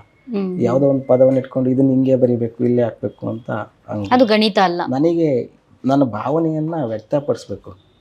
ಅದು ಪೊಯಿಟ್ರಿಲಿ ಯಾವುದೇ ಪದ ಆದ್ರೂ ಪರವಾಗಿಲ್ಲ, ಆ ಭಾವನೆಯನ್ನ ವ್ಯಕ್ತಪಡಿಸೋಕೆ ಸಮರ್ಥವಾಗಿ ಅದನ್ನು ಹೇಳಲಿಕ್ಕೆ ಒಂದು ಪದ ಬೇಕು. ಅದನ್ನ ನಾನು ಹುಡುಕಾಡ್ತಿರ್ತೀನಿ, ಅದು ಕವಿತೆ ಆಗುತ್ತೆ ಅಂತ ಅಂದ್ಕೊಂತೀನಿ. ಈಗ ಪ್ರತಿಯೊಬ್ಬರಿಗೂ ಬರವಣಿಗೆ ಅನ್ನೋದು ಬೇರೆ ಬೇರೆ ಆಗಿರುತ್ತೆ. ಕೆಲವರು ಅವರ ಆನಂದಕ್ಕೆ ಬರೀತಾರೆ, ಕೆಲವರು ಅವರ ದುಃಖಕ್ಕೆ ಏನೋ ಹೊರಗಾಕ್ಲಿಕ್ಕೆ ಬರೀತಾರೆ. ನಿಮ್ಗೆ ಕವಿತೆ ಏನು ಸರ್? ಕವಿತೆ ಒಂದು ಕಾಲದ ದಾಖಲೆ ಹೌದು, ಕಾಲವನ್ನ ಎದುರುಗೊಳ್ಳುವ ಬಗೆ ಕೂಡ ಹೌದು. ನಾವು ಈ ರೀತಿ ಮುಖಾಮುಖಿ ಆಗ್ಬೇಕು ಅಂತಲೇ ನನಗೆ ಅನ್ಸೋದು. ಕವಿತೆ ಮನುಷ್ಯನೊಬ್ಬನ ಸಿಟ್ಟು, ಭರವಸೆ, ಸಂಕಟ, ಆಕ್ರೋಶ ಎಲ್ಲವೂ ಆಗಿರುತ್ತೆ. ಅದ್ರ ಜೊತೆಗೆ ಪ್ರೀತಿ, ಕನಸು, ಭರವಸೆಯೂ ಕೂಡ ಆಗಿರುತ್ತೆ. ಹಾಗಾಗಿ ಕವಿತೆನ ಹಿಂಗೆ ಅಂತ ಹೇಳಕ್ಕಾಗಲ್ಲ, ಯಾಕೆಂದ್ರೆ ಬದುಕು ಮತ್ತು ಕವಿತೆ ಬೇರೆ ಬೇರೆ ಅಲ್ಲ ಅಂತಲೇ ಅಂದ್ಕೊಳ್ಳುವಂಥದ್ದು. ಈಗ ನಾವೇನು ಅನುಭವಿಸ್ತಿತ್ತು ಅದನ್ನ ಕವಿತೆ ನಾನು ಮಾಡ್ಬೋದು, ಒಬ್ಬ ಕಥೆಗಾರ ಕಥೆಯಾಗಿ ಬರೀತಾನೆ, ಒಬ್ಬ ಕಾದಂಬರಿಕಾರ ಕಾದಂಬರಿಯಾಗಿ ಬರಲಿಕ್ಕೆ ಪ್ರಯತ್ನ ಮಾಡ್ತಾನೆ. ಹಾಗಾಗಿ ಬದುಕೇ ದೊಡ್ಡದಾಗಿರ್ಬೇಕಾದ್ರೆ ಈ ಕವಿತೆ ಅದು ಒಂದು ಭಾಗ ಅಷ್ಟೇ, ಅದು ಬದುಕಿನ ಭಾಗವಾಗಿ ನಾವು ಅದನ್ನ ನೋಡ್ತೀವಿ. ಮತ್ತು ಅನುಭವದಿಂದ ಏನು ಉಟ್ಕೊಳ್ಳುತ್ತೋ ಅದನ್ನ ಕವಿತೆ ನಾನು ಮಾಡ್ಬೋದು, ಅಥವಾ ಇನ್ನೊಬ್ರು ಕಾದಂಬರಿ ಮಾಡ್ಬೋದು, ಕಥೆ ಆಗ್ಬೋದು. ಹೀಗಾಗಿ ಕವಿತೆ ಅದೊಂದು ನಿರ್ಲಿಪ್ತವಾಗಿ ನಮ್ಮೊಳಗೆ ಏನೋ ಆಗ್ತಿರುತ್ತೆ. ಈಗ ನಮ್ಮ ಎದುರುಗಡೆ ಇರುವ ನಿಮಗೆ ನಾನು ಏನನ್ನ ಹೇಳ್ಬೇಕಾಗಿರುತ್ತೆ, ಹೇಳಕ್ಕಾಗಲ್ಲ. ಈ ಸೊಸೈಟಿ ಅಷ್ಟು ಇದಾಗಿಲ್ಲ. ಅಂದ್ರೆ ಆಕ್ರೋಶವನ್ನ ವ್ಯಕ್ತಪಡಿಸ್ಬೇಕಾದ್ರೆ ಅಭಿವ್ಯಕ್ತಿ ಮೇಲೆ ಅಲ್ಲೇ ಆಗ್ತಿರುವಂತ ಸಂದರ್ಭದಲ್ಲಿ ಅನ್ಸಿದ್ದನ್ನೆಲ್ಲವನ್ನು ಹೇಳಕ್ಕಾಗಲ್ಲ. ಆಗ ನಾನು ರೂಪಕ ಮತ್ತು ಪ್ರತಿಮೆಗಳ ಮೂಲಕ ಪ್ರಯತ್ನ ಪಡ್ತೀನಿ. ಈಗ ಯಾರನ್ನೋ ಬೈಯಕ್ಕಾಗಲ್ಲ, ಇನ್ಯಾರಿಗೋ ಇನ್ನೇನೋ ಹೊಗಳ್ಬೇಕು. ಹೊಗಳೋದು ಸುಲಭವಾಗಿ ಮಾಡ್ಬೋದು, ಬಟ್ ಬೈಯಕ್ಕೆ ಅಷ್ಟು ಸುಲಭವಾಗಿ ಆಗೋದಿಲ್ಲ. ತಿದ್ದೋದು ಆಗ ನನಗೆ ಪ್ರತಿಮೆಗಳಿರ್ಬೋದು, ರೂಪಕಗಳಿರ್ಬೋದು ಭಾಳ ಸಹಾಯ ಮಾಡ್ತವೆ. ಹಾಗಾಗಿ ಪ್ರತಿಮೆಗಳ ಜೊತೆ ಆಟ ಆಡಲಿಕ್ಕೆ ಅಥವಾ ರೂಪಕಗಳ ಜೊತೆ ಆಟ ಆಡಲಿಕ್ಕೆ ನನ್ನ ಕವಿತೆಯಲ್ಲಿ ತುಂಬ ಪ್ರಯತ್ನ ಪಡ್ತೀನಿ. ಹಾಗಾಗಿ 10 ವರ್ಷ ಕೂಡ ಟೈಮ್ ತೆಗೆದುಕೊಂಡೆ ಅಂತ ಅನಿಸುತ್ತೆ. ಮುಂದಿನ ನಿಮ್ಮ ಪುಸ್ತಕಗಳ ಬಗ್ಗೆ ಮಾತಾಡೋದಾದ್ರೆ ಸರ್, ಈಗ ಬರ್ತಿರೋ 3 ಪುಸ್ತಕ ಅಚ್ಚಿನಲ್ಲಿವೆ, ಆ ಪುಸ್ತಕಗಳ ಬಗ್ಗೆ ಮಾತಾಡೋದಾದ್ರೆ? ಮೇಡಮ್, ಗಸ್ತು ತಿರುಗುವ ಕಾಲ ಅಂತ ಒಂದು ಎಡಿಟ್ ಮಾಡ್ತಾ ಇದ್ವಿ. ಅದ್ರ ಜೊತೆಗೆ ಕೂಡುದಾರಿ ಅಂತ, ದಲಿತ ಚಳುವಳಿಯಲ್ಲಿ ದಿಕ್ಕಾಪಾಲಾಗಿರುವಂಥ ಈ ಒಂದು ಸಂದರ್ಭದಲ್ಲಿ ಕೂಡುದಾರಿ ಅನ್ನೋದು ಒಂದು ಹುಡುಕಾಟ ಮಾಡ್ತಿರುವಂಥ ಹೊಸ್ತಲೆಮಾರಿನ ಅನೇಕ ಸಮಾನ ಮನಸ್ಕರು ಹೇಗೆಲ್ಲ ಯೋಚನೆ ಮಾಡಿದ್ದಾರೆ ಅಂತ ಆ ಒಂದು ಕಾಲವನ್ನು ಮತ್ತು ಆ ಒಂದು ಮನಸ್ಥಿತಿಯನ್ನು ಇಟ್ಕೊಂಡು ಬರಲಿಕ್ಕೆ ಪ್ರಯತ್ನ ಮಾಡಿರುವಂಥ ಲೇಖನಗಳು ಅಲ್ಲಿ ಸಿಗ್ತವೆ. ಅದಿನ್ನೂ ರೀರೈಟ್ ಮಾಡ್ತಾ ಇರೋದ್ರಿಂದ ಅದು ಮುಂದೆ ಏನಾಗುತ್ತೋ ನೋಡೋಣ, ಅದೊಂದಿದೆ. ಮತ್ತು KB ಮೇಲೆ ಒಂದು ಸಂಪಾದನೆ ಮಾಡ್ತಾ ಇರುವಂಥ ಒಂದು ಬುಕ್ಗಳು ಇಷ್ಟು ಸದ್ಯಕ್ಕೆ ನನ್ನ ಬತ್ತಳಿಕೆಯಲ್ಲಿ ಒಂದಷ್ಟು ಕೆಲಸಗಳನ್ನ ಇಟ್ಕೊಂಡು ಕಾಯ್ತಾ ಕುಂತಿದ್ದೀನಿ. ಬಟ್ KB ಬುಕ್ಕು ಇವೆಲ್ಲವೂ ಕೂಡ ತುಂಬ ವರ್ಷಗಳಿಂದ ನಡೀತಾ ಇರೋದ್ರಿಂದ ತುಂಬ ಕಾಲದಲ್ಲಿ ಅದೇನಾಗ್ತಿದೆ ಅಂದರೆ ತುಂಬ ಟೈಮ್ ತೆಗೆದುಕೊಳ್ತಲೇ ಇದೆ. ಅದು ಖುಷಿ ಕೊಟ್ಟಿಲ್ಲ ಇನ್ನೂ ಒಂದು ರೀತಿಯಲ್ಲಿ. ಆ ಇನ್ಕಂಪ್ಲೀಟ್ ಅಂತಲೇ ನನಗೆ ಅನಿಸಿರೋದ್ರಿಂದ ಇನ್ನೂ ಪ್ರಕಟ ಮಾಡಿಲ್ಲ. ಹೆಚ್ಚು ಹದವಾಗಿ ಇನ್ನೂ ಸ್ವಲ್ಪ ಗೊತ್ತಿಲ್ಲ ಅದಾಗಿದೆ ಅಂತ ನನಗೆ ಖುಷಿ ಕೊಡಬೇಕು. ಆ ನಂತರದಲ್ಲಿ ಅದು ಪ್ರಕಟ ಮಾಡೋಣ.